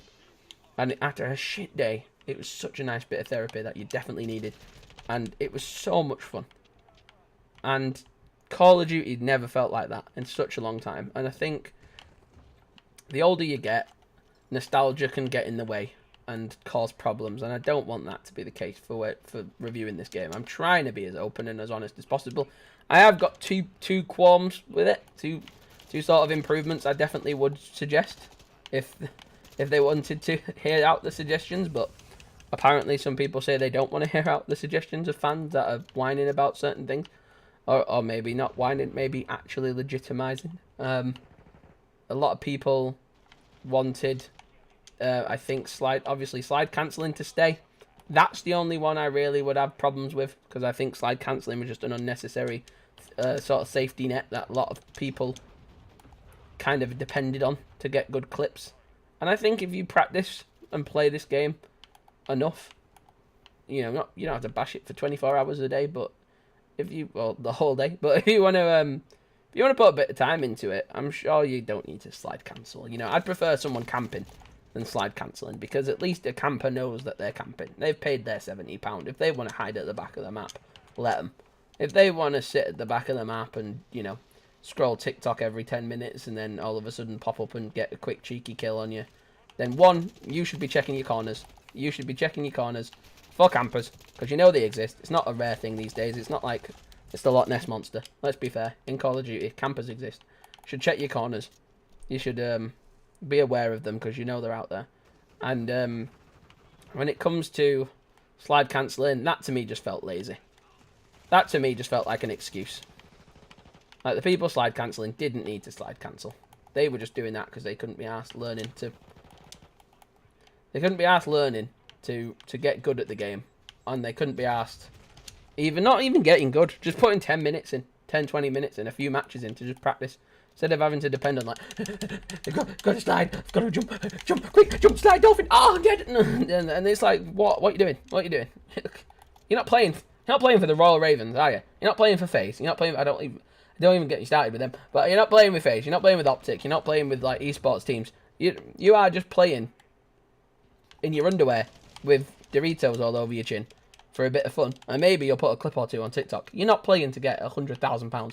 You're not playing to, you know, win a Call of Duty trophy. You're just playing for a bit of a laugh. And you're just killing a bit of time. Or you're playing it for fun, which you should be. And it's not fun for other people when people are slide like that. You slid through that doorway like 100 miles an hour. And if you were slide cancelling, oh my god, it would just be even worse. It'd be more annoying. In this game, look, you can slide. That's cool. All right, that guy slid past me, caught me off guard. Couldn't aim down the scope in time. He got the better of me. Right, his movement was better than my movement. Fantastic, legitimate show of better movement in that scenario. That girl, she's not a girl. She's obviously playing a female operator. That's why I said girl. But that player lying down on the belly, like this. Look. 5 or 6 of our Donnies have come around that corner now, and she's probably, you know, that operator's probably had a fair few of them. But that's us not strategizing. That's not us being, you know, aware of our surroundings. If you've got a strategy, like, that's embedded in the game purposely, then you're going to use it. So I have no quarrel with the fundamentals of someone using the slide cancel in the old Call of Duty games, because that movement was there. It was hard to do. It was a skill to learn, and it was a bit of a dirty skill, but it was a skill that was in the game nonetheless. You know, they weren't hacking the game. They weren't doing anything to break the game in order to be able to pull off that maneuver. They were just literally using what was in the game. And slide cancelling is a controversial topic, just like skill-based, I can't say that, skill-based matchmaking. There we go. Just like that's a controversial topic. There's going to be people that say one thing and people that say another. At the end of the day, slide cancelling isn't going to be in this game. I don't know about skill-based matchmaking. I don't think it's going to be in the game because I've not heard anyone complain about it. But I could be wrong. But I don't think it's going to be the be-all and end-all if you're going to throw a temper tantrum because you can't slide cancel. I think you should probably just take a different approach. Be a camper. Be a camper. Be a proud corner camper. You know, I used to laugh because when I was a kid, growing up, like I say, bashing Call of Duty, like, not bashing it in a bad way, I mean, like, bashing it because, like, that might be my slang. That's caused a confusion. But, not like, I was grinding Call of Duty all the time, loved it, played it every hour I could, and I had no intention to be a Call of Duty pro and play for a professional team. As much as I would have, if someone asked me, but I definitely am not that level of Call of Duty. But, I enjoyed playing it, and I just had fun playing it. And sometimes I camped. Sometimes I needed to. Sometimes on a map that was new to me, I would hide out in a place, and I would corner camp, or I would corner camp unintentionally. And at the end of the day, everyone has paid for their way into the game, so everyone can play whatever play style they want to play. If it's corner camping, if it's lying prone at the back of the map, whatever it is. But as a kid, I used to play Call of Duty and idolize the people who could do these insane tricks. What was it? Trick shots, quick scopes, 360 no scopes, all that shit. People used to do such sick clips where they like span around dead fast and like quick shot, and oh my god, it take my head off to try and comprehend what the hell they were actually doing. But it was so cool to watch, and I really enjoy. I think it was a big part of the culture was to see these mad like trick shot videos and stuff, and I really did enjoy watching people do those, and I tried relentlessly to pull them off and failed 1,000,000,001 times. to the point where my KD was like -2, right? It was probably probably terrible, you know. Oh no, not -2, because that'd be a good KD, wouldn't it? Wouldn't it? Maybe. Like, yes, I think it would be. No, my KD was probably like fucking 510 because I kept failing at quickscoping and trying to copy these YouTubers. But this time when I play Call of Duty, I've got no shame in this, right? But if I have a sniper in my hand and I'm playing with a sniper, I'm going to be sniping like a proper sniper would be sniping. I'm going to pitch up in a position. I'm going to have a good little SMG sidearm, and I'm going to be sniping like a proper sniper. I'm going to be aiming down the sights, taking my shots, picking my targets, taking my time, and sniping like a real world sniper. Because if you show real world snipers what people are doing in games where they're like running around quickscoping, they'd laugh their asses off and think like you've got a Barrett 50 cal that probably weighs more than your nan, and you're trying to do 452-degree spins off a rooftop and, you know, drink your Monster Energy and then pop someone in the head at the same time. It's impossible, mate. You're not going to do that. There's no real-world practicality. And I get it's a video game, so people, obviously, if they can, are going to do stupid, fun things and go ahead. But for me, I'm going to get grief. I know I'm going to get grief from a few TikToker people who are going to be sat there going, he snipes. He aims down the scope, and that's not supposed to be the way you do it in Call of Duty. And it's like, no. Call of Duty has got a very fun art style of sniping. It does. It has a very fun community of snipers who are very good trick shotters. And I'm not one of them. I'm going to be the one sniping them in the head from 400 meters away because I'm laying prone with the scope on, variable zoom and all that shit. You know, marking people up and actually getting those, you know, accurate shots while they're trying to 360-degree spin. I don't know what the fuck they do. When they do those mad spins and try and do the trick shots, I'm going to be the one sniping them properly from a mile away. You know, the real world way. And if they get a few trick shots on me, then fair play to them. But I'm not gonna swing that way. I'm not gonna try and be a trick shotter when I know I can't be. I'll practice and I'll have fun and I'll try it out. But when I need to, and I need to, for camo challenges or whatever, I'm gonna use a sniper the efficient way I would in real life. Because to me, Call of Duty is a fun sort of simulator for me. I use it in certain aspects. I can use it as a bit of a fun simulator. I can use it as just as a fast, you know, bit of fast time to kill in a game, have some fun, run around being daft, and experiment with some mad weapons. I'm definitely going to be a bit of a gunsmith maniac. I've seen so many people talk about the gunsmith options and the freedom of creativity, and that just drives my ADHD brain crazy. And I love it. I love that. I cannot wait to be mixing and matching these cocktails of weapons and creating these sort of mad, crazy concoctions of fun. And I'm sure I'm going to make some cursed items, and in the process, I might make some really powerful items. So I'm gonna have fun with that mode, especially. But yeah, Call of Duty, it is what it is. We treat it like it's such an alien thing at times, and really, after this many Call of Duty games, we should all be aware of the life cycle and the sort of organic sort of flow. A game comes out, everyone gets hyped, splits the community straight away because people either love it or hate it. People are either over the moon or hating on it from day one, and then opinions change and things come out and people try all sorts of different things, and then eventually we're left with a community of people that play it consistently, and they're the people that we should listen to because they're the ones who are putting the time in, and they've got positives and negatives for both sides, and they're playing the field, and that's how Call of Duty should be. That's how it should be monitored. That's how it should be reviewed. That's who the people should listen to, not the person who plays it once for 10 seconds and he's like, I want to be able to wall run in it and have a jetpack and breathe fire out my arse. I want to be able to do all that stuff in my Call of Duty game. And it's like, no, that's not how it works. That's not how it works. That's not how Call of Duty needs to function. We don't need Kevin from 2 hours of gameplay telling you what he thinks should be in Call of Duty. We need people who have been playing it a lot and putting a lot of time and effort in, and they've got some fair criticisms like, okay, I'd like it more if it had this. I'd like it more if it had that. I'd like it more if this was in it. I'd like it more if that was in it. And this is a group of people who've played Call of Duty for a long-ass time, who are coming up with these genuine concerns and genuine improvements. And Call of Duty should listen to those people. And I think it's difficult for a lot of game developers to listen to people because, like they say, if too many people get listened to and not everybody gets listened to, things get difficult for them. I get that, but in the long run of it, you know, it is what it is. It's going to be here for 2 years, so it's going to be here twice as long as any other Call of Duty game. It's got everybody working on it. So if you're a Treyarch fanboy, Infinity Ward fanboy, Sledgehammer fanboy, it's got all your people here. It's the Avengers Endgame of Call of Duty. It's got everybody here. Everyone's come out the portal. Everyone's built the game in a little bit of contribution, and it's been fun to see that occur. And I've loved watching the little dev diaries and seeing the people getting dead excited about Gunsmith and all these sort of new things about the Warzone mode and what DMZ is going to be like. And I've seen that, and I've really enjoyed watching that this time around. The press for this game has been very well played. It's been very reserved. It's been very, Cold War did like a sort of big world event, a reveal trailer where they wanted you to go into Warzone and try and solve a puzzle and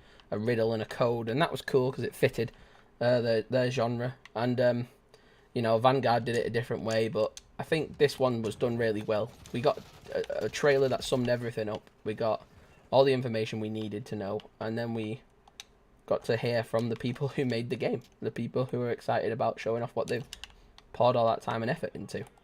And I think that's a great way to advertise a game, is to obviously get the people who made it to sit down for a second and be like, this is what we've done. We are chuffed. We can't wait for you to play it. This is what we're nerding out about. We want to hear your opinion.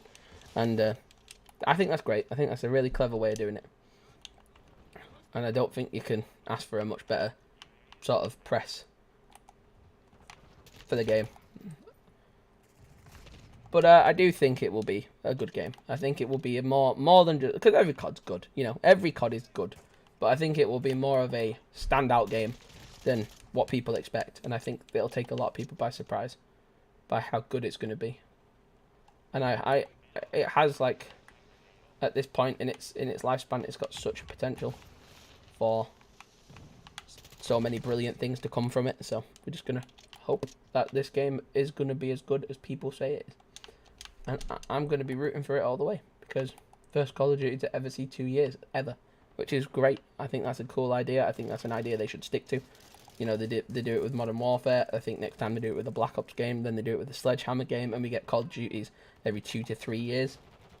I think that'll just put so much more sort of, not pressure on them, but I guess a bit more of a fun challenge to make it good every time consistently, because think about it, you've poured your heart and soul into a game that's only out for 12 months, not even a full 12 months, and then before you know it, it's gone off the shelf, bang, another Call of Duty comes out, bang, another Call of Duty comes out. Why are you putting so much effort in? Like Rockstar Games, we've had a whole thing with Rockstar Games at the minute, and we can't really talk about it, but their event that happened, if you don't know, look it up, I'm sure you'll find something about it online.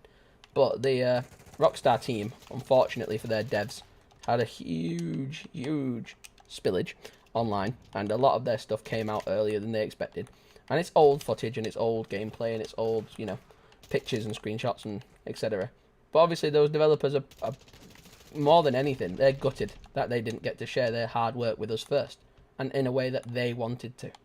They got robbed of that chance to share their hard work with us because someone in their bedroom from the UK at the age of 15 was able to be tech savvy and steal images and pictures and be, a bit of a terror to their company.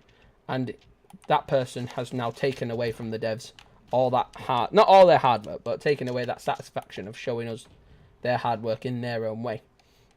And whatever stance you take on the leaks of Rockstar over the weekend, it is what it is. It's happened. It's obviously a frustration for them, but it's something that game studios are aware of and know happen.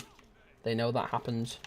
They know it's a thing they have to put up with regularly, and it's annoying and frustrating. But when we see that game come out, that's going to be a cool game to see, because like we know they go away for a long time, craft a beautiful game, release it. We have, with GTA 5, 9 years of playing, and then we might see, a Red Dead 3, when GTA 6 comes out, whenever it drops, about 9-10 years later, we might see a Red Dead 3 if the time, if it fits. That's different. they spend so long on a game. So they spend ages and they make it as flawless as they can, and it has a long shelf life. So it's worth pouring your time and effort in. But when a game like FIFA and COD give us a game every single year, high demand every single year, consistency, quality, it's going to go down substantially. Because if I gave you 9 years to do one project, and I gave you, 10, 12 months to do a project for me, which project's going to come out better? Common sense, isn't it? It's simple as it gets. And that's essentially Rockstar versus every team that's ever made a Call of Duty game.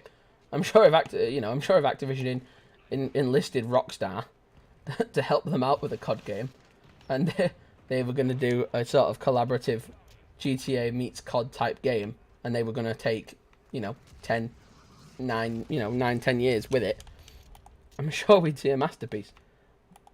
But even if you got Rockstar Games, who are obviously really talented creators, if you got them to do a game in 10 to 12 months, you're not going to get GTA 5, you're not going to get Red Dead 2. You're going to get something that resembles FIFA, Madden, Call of Duty, something that's on a yearly cycle that has to keep spooling out this content. So you can't blame them. The developers are under a hard time period doing it all and under a time scale, and they've got to keep good quality up as best as they can. So obviously it's a hard one, but yeah, Call of Duty going to a longer shelf life, definitely a pro. If you're gonna start pros and cons in everything, pros 100% that longer shelf life. Pro that the fact that they're gonna have a lot more studios backing them, helping them. That's a massive positive to look at. And just the simplest things like that really are the fundamental things that will make such a big impact and such a massive change.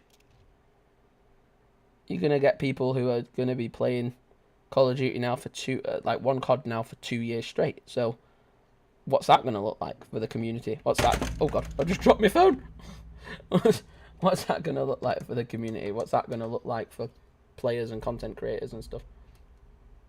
It's gonna be a fun sort of roadmap, and I'm sure it'll be something that they'll be thinking about too, and I'm sure that'll be something that'll get a lot of praise in the positive sides of things. Where do I download the open beta? People are struggling to download the open beta. Look for it in the Xbox store. Took me a while to find it. Lol. It's a funny old thing, isn't it? Gaming. We are some of the most ficklest people on the planet when it comes to have a game come out perfect first time round, or otherwise we'll yeet your nan off a bridge. Oh, my fellow content creator and friend from Razer, It Gabby. Shout out if you know It Gabby. She's having a bit of a mare of a time playing the Modern Warfare on her side of the things as well. That is very odd.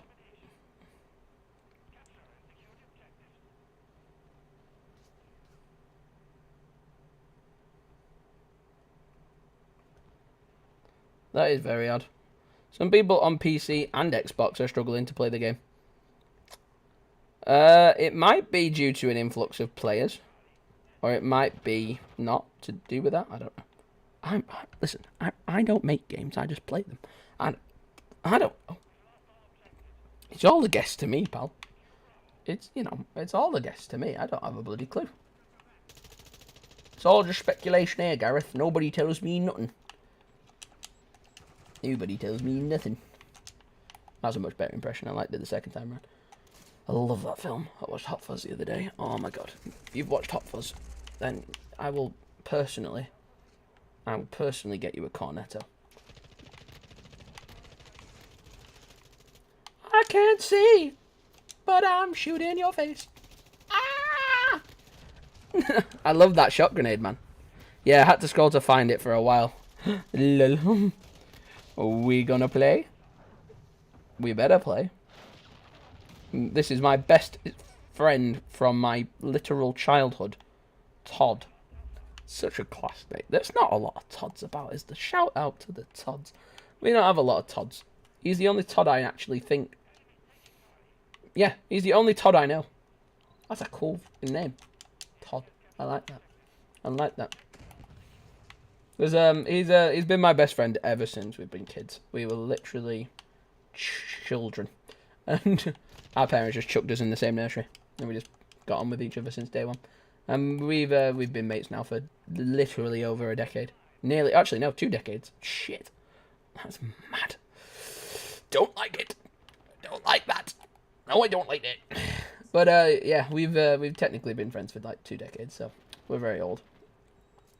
We're very, very old. But we enjoy gaming because we're both into that, and we played, I think, nearly every single Xbox game that's got a multiplayer component to it. You know, we played everything on Xbox as kids growing up. Every Call of Duty we could, every Minecraft. Played Minecraft. We played the likes of. We did a bit of Apex back in the day when that came out. PUBG, definitely did a bit of that. Did a lot of different multiplayer games on Xbox 360, Xbox One, Xbox Series S and X. Now we've gone through all the generations of Call of Duty, and that's been class. It's only fitting that we play Modern Warfare 2, the reboot.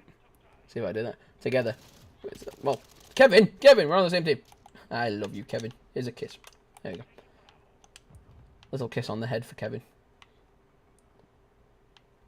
But we did have a good time playing a lot of different games back in the day. So I hope he gets on with this game. I hope he likes it. If he does, we'll be rocking and rolling, and we'll be playing together a hell of a lot. So his gamer tag is one of those cool 3-letter gamer tags, because he cool like that. He know how to get those things. He got a thing called TYR, which is really rare gamer tag. I don't really understand that, but it is very rare apparently. It's very cool. And he is called TYR. So if you see that pop up in most of my Call of Duty Modern Warfare 2 gameplays, then you know why.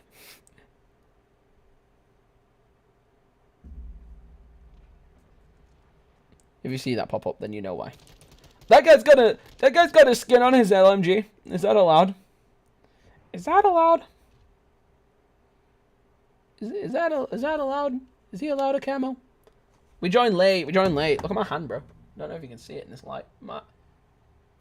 I'll put a picture of it on the community tab later, if you follow the channel. But oh my god, I look like I've had a fucking fight with a bear.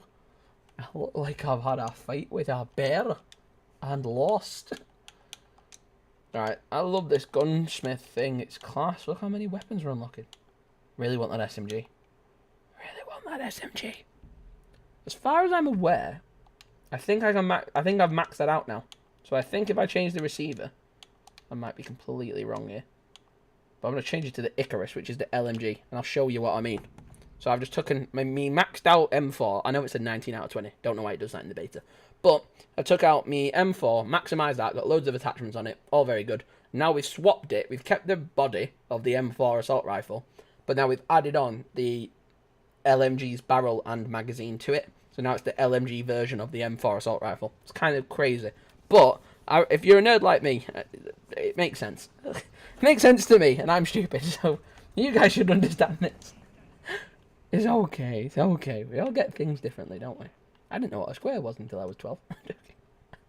I'm joking. Probably not. But or dodecadon, whatever they call. Boom, boom, boom, boom, boom. Aha! Tactical. Look at that, tactical. Mama! Ooh.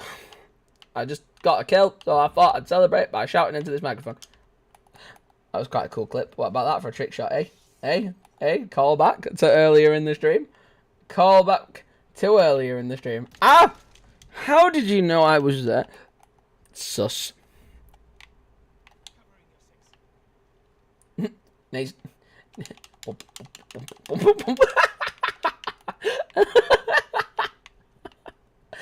That is why I love playing Xbox, man. I did that to so many people in the PlayStation beta. Not a single person. No, Kevin! Yay! No! I'm suppressing fire! Run! Run, Kevin! I call all my people Kevin. Go on, run! What's his name? What's the name? Can. I'm gonna call him Can.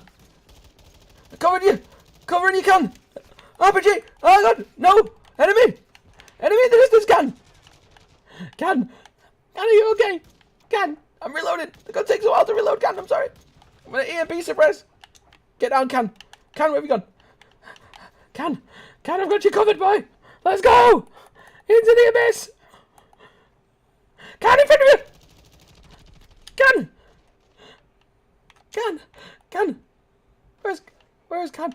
Can? Where is he? Oh my god! No! Can's dead! Can died! No! You killed my... You fired your gun up in the air and gone hard. Ah! You killed Can, you bastard! I'll find you, Can, in this life or the next. Charge! We got a guy camping at the back of our map. Can't be having that. We're going to have him. We're going to have him. And his mum. Come here, you bastard. He's going to be ready now. He came back for a fight, and you know what? I rate that. He could have hidden and just corner camped me, but you are. Double tap of success right there, buddy. Double tap of success. Oh, God. Can! I got you, Can. I avenged you, brother. Can! In the arms of the angels. He's gone. He's gone. Gone but never forgotten. I love you, Can.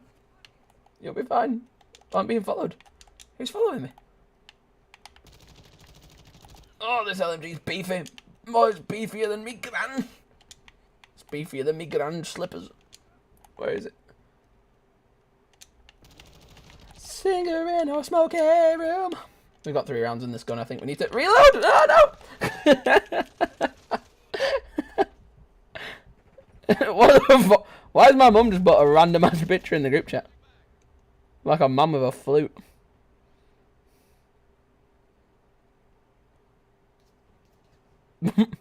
Lol. That's random. When your mum sends you a random picture in the group chat. I don't know what the hell that's about. Can do, but needs to download. Sound. Oh, Toddy boy's getting on the Modern Warfare beta with me. He saw me. He came over and he saw me playing it for free on the PlayStation, and he literally was like, might get it, might have to get it. I love it when people I know come to my streams and just absolutely raid the chat and start spamming loads of stuff, and I love it. I love seeing people I recognise. And when new people chat, it's good because I start remembering people's names and faces. Oh, their icons. Like Danny's is like that nice green like character. It's got like a green hoodie on. Sifs I recognise from Xbox. And we got the Dan Fagan. Ooh, Dan Fagan. That's a cool name, bro. Don't mean for the accent. I do apologise. I didn't mean to put an accent on your name. Enemies have deployed a bomb drone. Cheeky. Oh, cheeky. Don't think like that. Ah! A cigarette, a smoky room. Smell of wine and cheap perfume. I'm dead. Just flew down the stairs. It goes on and on. Who's this? Kevin? Kevin, have you returned? On a blue eye. I don't want a blue eye. Ah! Oh, Jesus heavens! Kevin! Kevin! Kevin! Kevin's gone. I will defend the Costa Coffee at all costs. Oh God, I've been electrocuted! My nipples! I've been tasered in the titties. You have tasered my titties. Sprint mode activate. No, it's not sprint mode. I thought that was dead silent then for a second. Where are you? I'm so sorry. Hello? Mount the box. Jump over the box. Mount the box. Cheers. My cover's been blown! My cover's been blown! It's alright, Andy. It's just bolognese. Ah, thought a plant was an enemy. Love a bit of girl on girl. No, Doris. No. No. We won't be short of Chunky Monkey for the next few weeks. Dad! I just do Hot Fuzz references now the rest of the stream. I've got my ADHD brain turned on. A singer in a smoky room. Oh no! Oh good heavens! Somebody deployed the quiche. The quiche missile activated.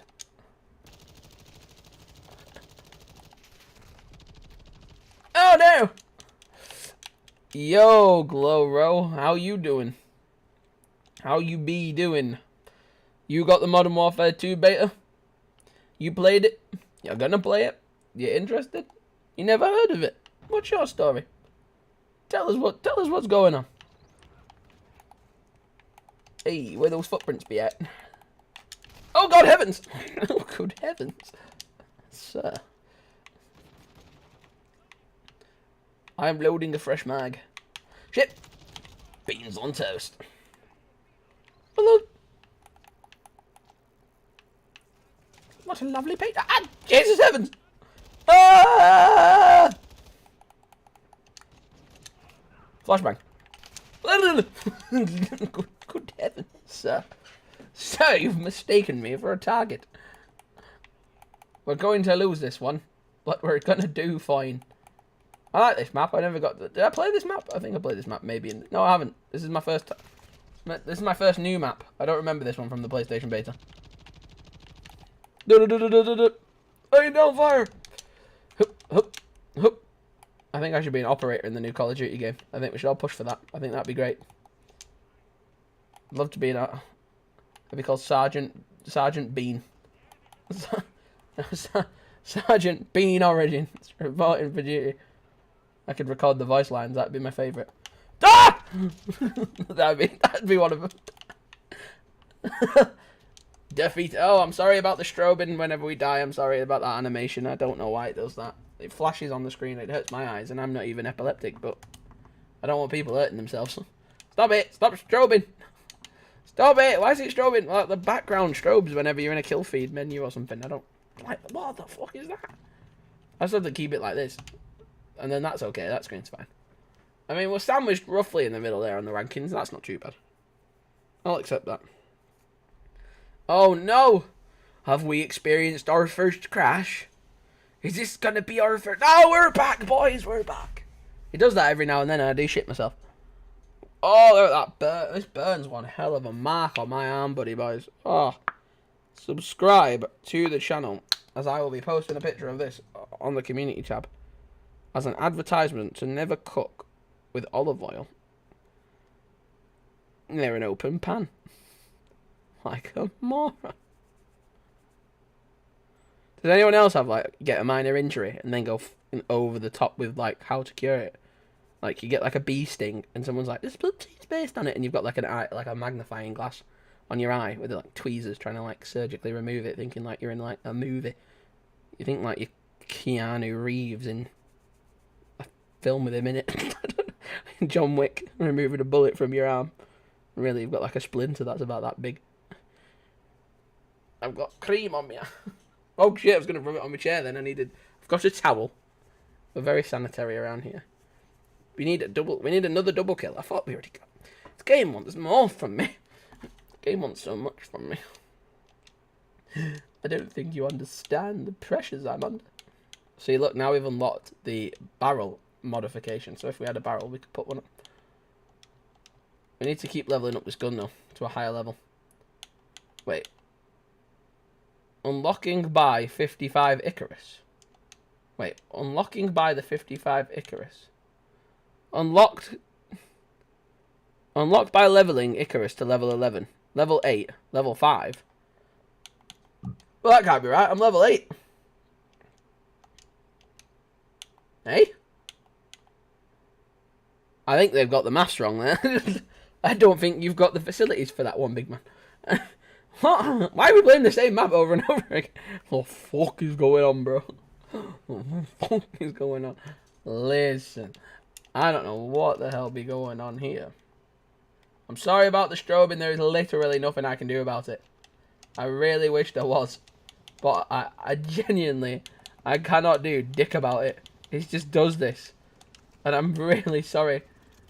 Because I don't want people's eyeballs being affected by this stupid spamming, like, video thing. It's like shadows or something. I don't know what it is.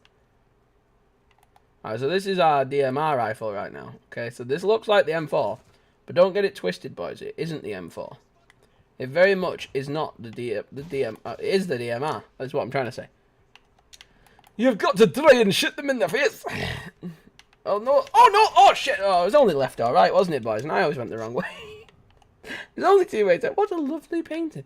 You can buy that now as an NFT, and if you do, you get the big cock calling card because it's a painting of two peacocks. You dirty-minded fools. Why did I look at the camera like the microphone suggestively when I was meant to look at the camera? I was meant.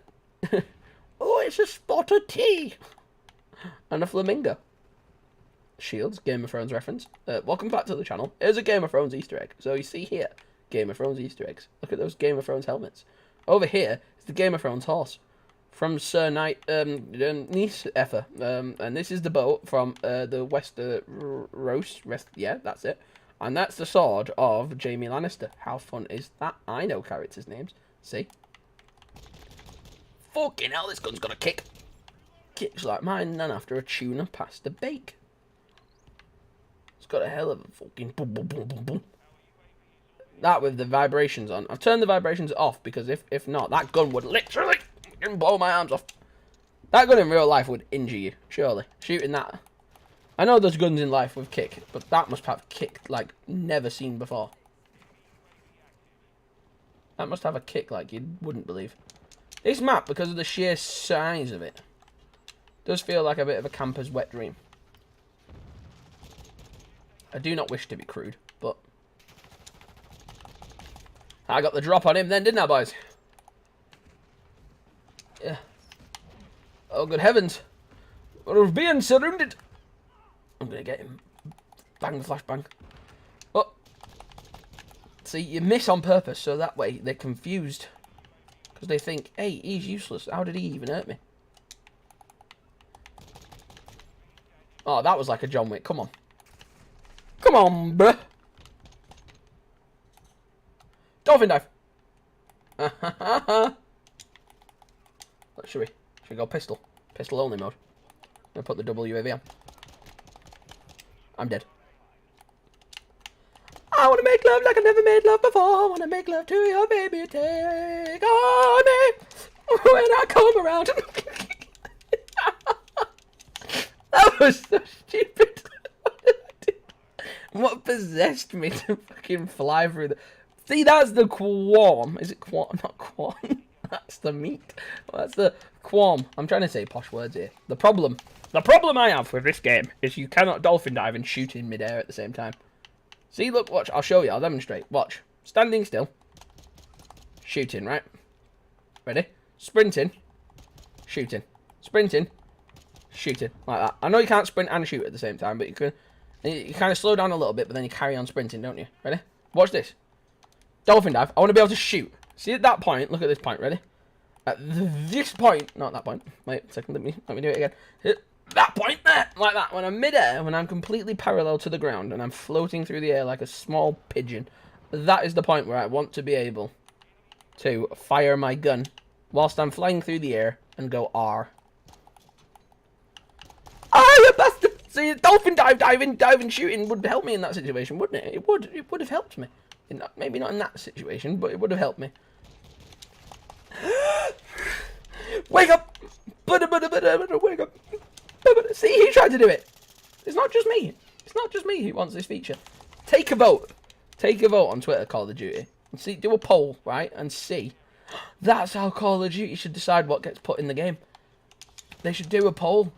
They should do a poll. And they should be like, slide actually, no, you can't put slide cancelling in. Because that's not allowed anymore. It's been removed. Not slide cancelling. They should put, like, what's it? Like, do you want to be able to, like, slide into, like, a roll? Right? As, like, a movement thing. Cool. Ow, why didn't you do an execution on me? I don't appreciate that. Would have really liked to be executed if you did that to me. That would have been really nice. And it would have been really funny. But you didn't, and you ruined it. Oh my god, it's the Epcot ball. Epcot ball. It is so shiny and it is so tall. But, oh god, he's dead. He dead. Oh, he died. He died, he got shot.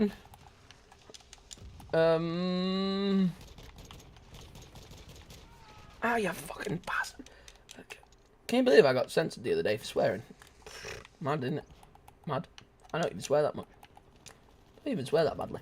YouTube now, Vanos Gaming, right? I grew up watching Vanos Gaming. Shout out and subscribe if you definitely watched Vanos Gaming growing up. Vanos Gaming and the boys. Oh, so good. Vanos. Oh.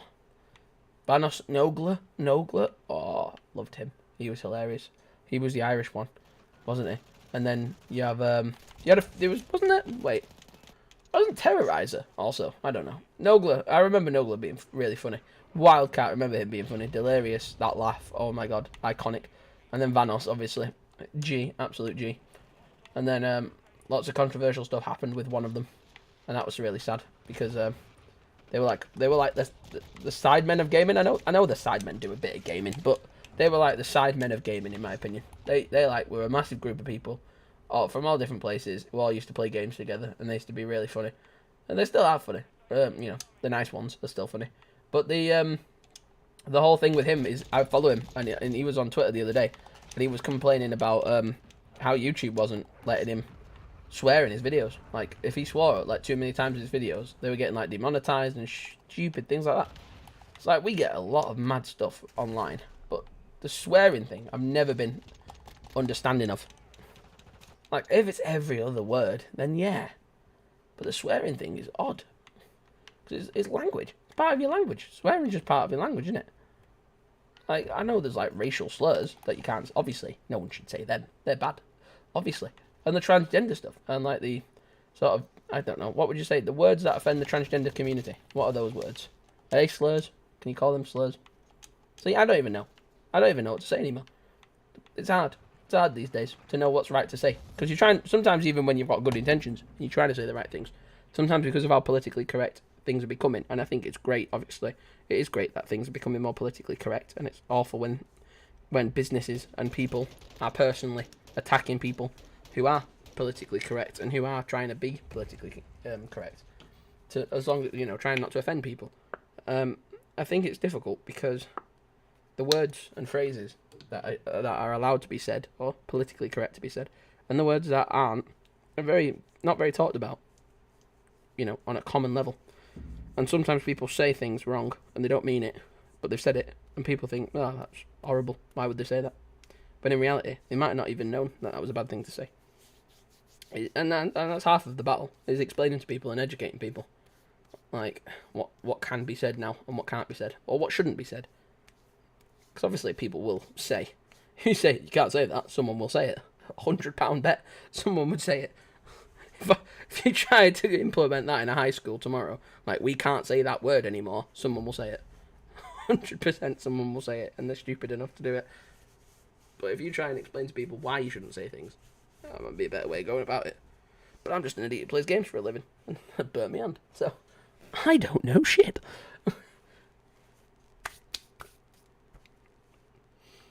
That is going to be one hell of a mark on my arm after this, isn't it? I can just see it. I can see it expanding. It didn't look that bad a bit ago when I had a look at it, but now I've not looked at it for a while. It's a hefty. Do you know what it is? It's lucky that it's not gone on my mole. I've got like freckles and moles on my hand, and it's lucky enough it's not. If I play this map one more time, I'm gonna get fucking. I'm gonna start thinking I'm Jack Nicholson in The Shining, and think I've just woken up in the same bloody hotel over and over again. I love that spectating mode though. How you can watch that guy's helmet cam. I think that is class. Look at that. How class is that when you're spectating someone? It's like a helmet cam. I think that's really cool. My hand's really sore.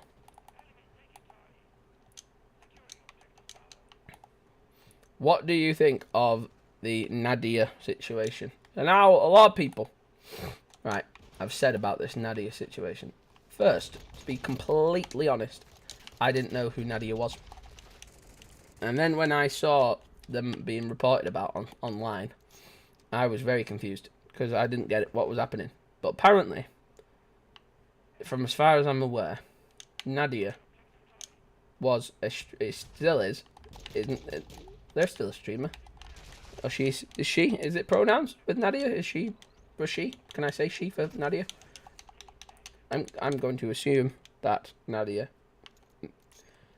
I will just say Nadia. Okay, that'll be the easiest thing to do. So Nadia is a Call of Duty streamer, as far as I'm aware. And they, Nadia, apparently have been using some sort of hacks, some sort of cheating in the system. They're buying products that can, a thing called a Krona or something. I'm the Carl Pilkington of YouTube drama. I have no idea what the fuck's going on. A Chroma box? I don't know. Something to do with making Call of Duty easier for them to play and get good clips on or whatever. And people think they're hacking and they're leaning into it a bit. If they're not hacking, they're leaning into the hacking allegations and taking the mick. And whether that's true, whether they're hacking or not hacking, I think if they're not hacking and they're leaning into this sort of alleged hacking, I think that's a very odd way to look at it. Because if you were accused of doing something that's down, you know, that's not seen highly of, and you've been accused of it, I don't think leaning into it is the best ideology. It's like, Kevin, did you do the murder? No. It's like, Kevin, did you eat that person? No. So, yes, you did, didn't you, Kevin? Yeah, I did. And I can do it again. Like, no, Kevin. But it's like that type of, that type of mentality I've never really got. She's like, Nadia's like, I'm gonna beat them at their own game. Like, yeah, I hack all the time. It's like, don't do that, Nadia. Don't. If it's not true, then don't say it's true. Tell them the truth. Tell them you don't hack. Show them. Prove to them that you don't. But then they got pulled over. You know, Nadia was playing at the COD Next event, which, you know, people controversy about everything. People could have controversy about buttering your toast or not buttering your toast these days. If you don't put your oh my god, they don't put the. You saying they have toast without butter? Are you saying you do have toast with butter? Oh my god. You'll never work here again, sir. Putting butter on your toast, you filthy pervert. It's like, literally these days you can get done for nearly everything. So it's impossible to be politically correct 24/7 because you're bound to offend somebody or say something that you think is fine to the wrong person at the wrong time.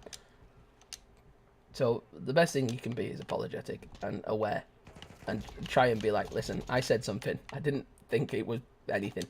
But apparently buttering the toast is a bad thing to do. You know what I mean? It's mad, innit? Call of Duty, bro. Call of Duty playing Call of Duty on stream brings out the fucking brain box to me, you know? It makes my brain open to the fifth dimension. It makes me escape the Matrix for a bit, and I quite like it.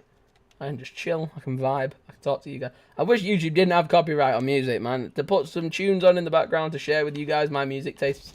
Because I've got some hilarious music tastes, but I've got such a mad weird thing. Like, 1 minute I'll be listening to a musical, next minute I'll be jamming out to like rock music, then I'll be jamming out to like country western music, then it'll be like pop and indie, and then it'll be like grime or something, and then like it just changes all the time. I literally, I think it is down to having, and I have to even be careful how I say that now, like undiagnosed ADHD brain. So I have not got a diagnosis for ADHD. I am on a waiting list to be attached to my local hospital so I can go and get my test or speak to someone about getting my test. So I have to say assumed ADHD. I have an assumption that I may have ADHD because some of my closest friends have got diagnoses or been diagnosed with ADHD, and they have told me personally, we think you have ADHD. So I say to them, what do I do? And then I can go and find the appropriate people to deal with my diagnosis. And kind of answer a question, really, because it's been a thing I've got in my head for a while about the ADHD. And it would be nice to know. It would be genuinely nice to know. Because then I can have peace of mind of what it is that makes me tick differently. On a different level. I'm stronger. I'm faster. I'm better. No. It's a joke. It's a joke. From the boys. From the boys. From the boys. From the boys. We have fun here. We all have fun. Just a joke. Unless we specifically say, like, listen, we're going to talk about something very serious here for a second. It's meant to be fun. It's meant to be light. I don't like that. I'm not even a... If you have got... Listen, if you suffer with any form... If you suffer with strobe lighting in any way... I am so sorry. Because that is not on that. You cannot have that in your game. That's dangerous. Someone could get hurt. Having that strobe effect. Like, if you were, like, epileptic and you were seeing that on your screen, wouldn't that hurt your eyes? Or is someone from the epileptic community going to be like, "No, actually, Tom, that's not how it works." But I don't know. I'm just concerned, all right? Just concerned. Don't know what to say anymore. It's too difficult. It's too hard. I've not had enough sleep this last week. I apologise. I need a drink of water. Alexa, tell me a fun fact. President Calvin Coolidge had a donkey called Ebenezer, a group of lion cubs called the Tax Reduction and Budget Bureau, and a pygmy hippopotamus called Billy. Yes. I don't know what that means. I don't know if you could hear her. She's too quiet. Alexa, volume up. Alexa, tell me a funny joke. How does one train hear that another one's coming? How does one... With its engineers. Fucking hell. Oh, that was terrible. That's such a rubbish joke. But I somehow love it. Thank you. That's such a stupid joke.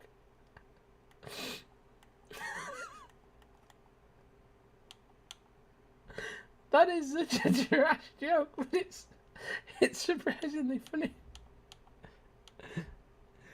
How does another train hear when another train is coming with its engine ears? I kind of like that though. I kind of rate that. That's kind of a good one, Alexa. I'll give you that. That's a funny joke. Alexa, how far away is Mars from the Earth? Today, Mars is 125.2 million kilometers from Earth. Wait, did she say today? Why would she say today? Does it change every day?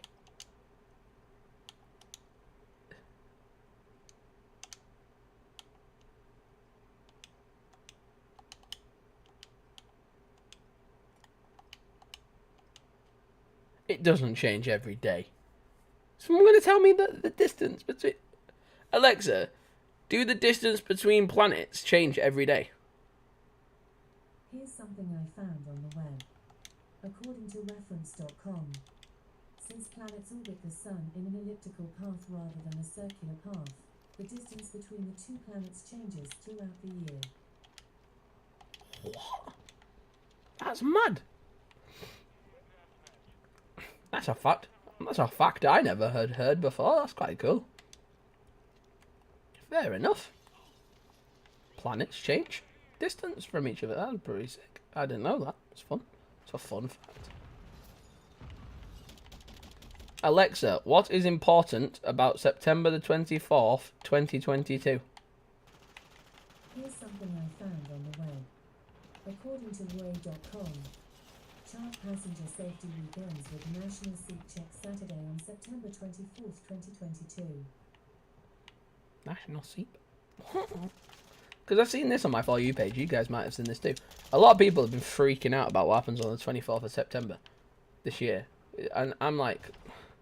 Normally I'm like super stupid about it, and I'd get probably all caught up in it. But I'm like, I don't want to stress out about it, so I'm just like, I wondered what it was. But no one's ever explained it to me. They just keep saying something's going to happen, and I don't like that. That freaks me out. I'd rather you just tell me, if you know. But clearly, I don't know. Clearly to the one who knows all, the AI thinks it's nothing. So we should believe her. We should all believe them. I don't think it's necessary every time that she educates me on something. She has to say, I found this on the web, because it's like, I doubt she's going to pick up a book. She's... I read this online. I found this on the internet. It's like, I am the internet. I read this in a book. That would freak me out. It's like, Stephen told me, and it's like, who's Stephen? Where is he? We should just call these streams sleep deprived streams from now on. I think we're going to call them that. Sleep deprived streams. Bundalakaka!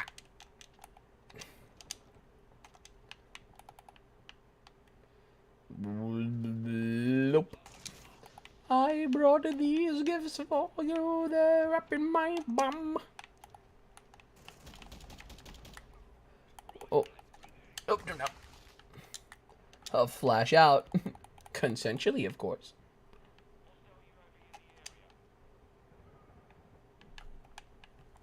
Oh, oh, no, I should have let him climb up the ladder. Why did I do that? I got too creative. I'm gonna grab this box for a second. The enemy's UAV is overhead. Nah, fam. I take that out. Oh, a nice consensual dinner date. Ah! I got him. Ah, shit, it's alive!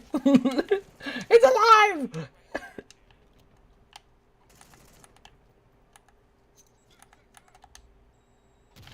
I think they're dead.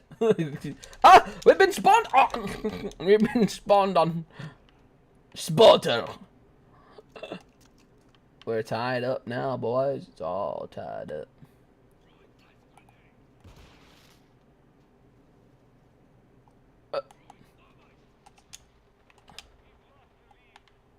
I've got this, boys. Don't worry. Ah! Fuck! There you go. Told you. Told you not to worry.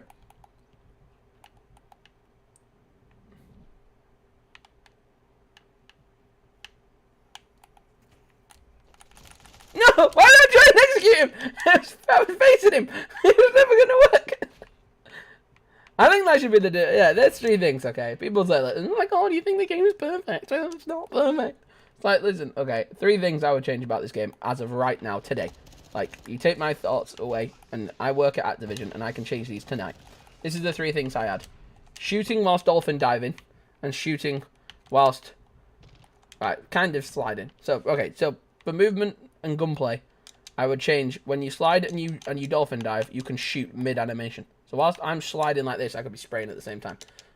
Or from the hip then, at least. And then from the dolphin diving point of view, like I say, if you run and jump and dolphin dive, you can shoot, like hip fire shoot, without aiming down the sight. So no ADS, but you can dolphin dive, and you can like shoot freely without aiming in. They're 2 things I would definitely add straight away for combat and movement changes. Then I would change what is it? Oh god, I forgot what it was now. I was gonna say it. What was it? Oh, that's it. Okay, when you melee weapon somebody, so if I do that and smack you in the head, if I hold that down whilst meleeing you at any angle, because obviously you got to go up behind someone and melee. If I do that and I'm stood in front of you, it still counts. Oh, what a beautiful triple! Oh, baby, a triple! Oh, it's a quad feed now, boy. It's not a quad feed, though, is it? Because we got broken. Switching megs quickly.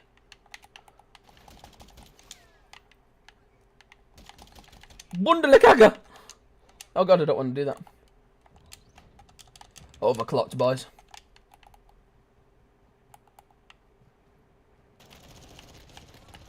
Oh, we're on a roll now, boys. Don't stop me now. I'm having such a good time.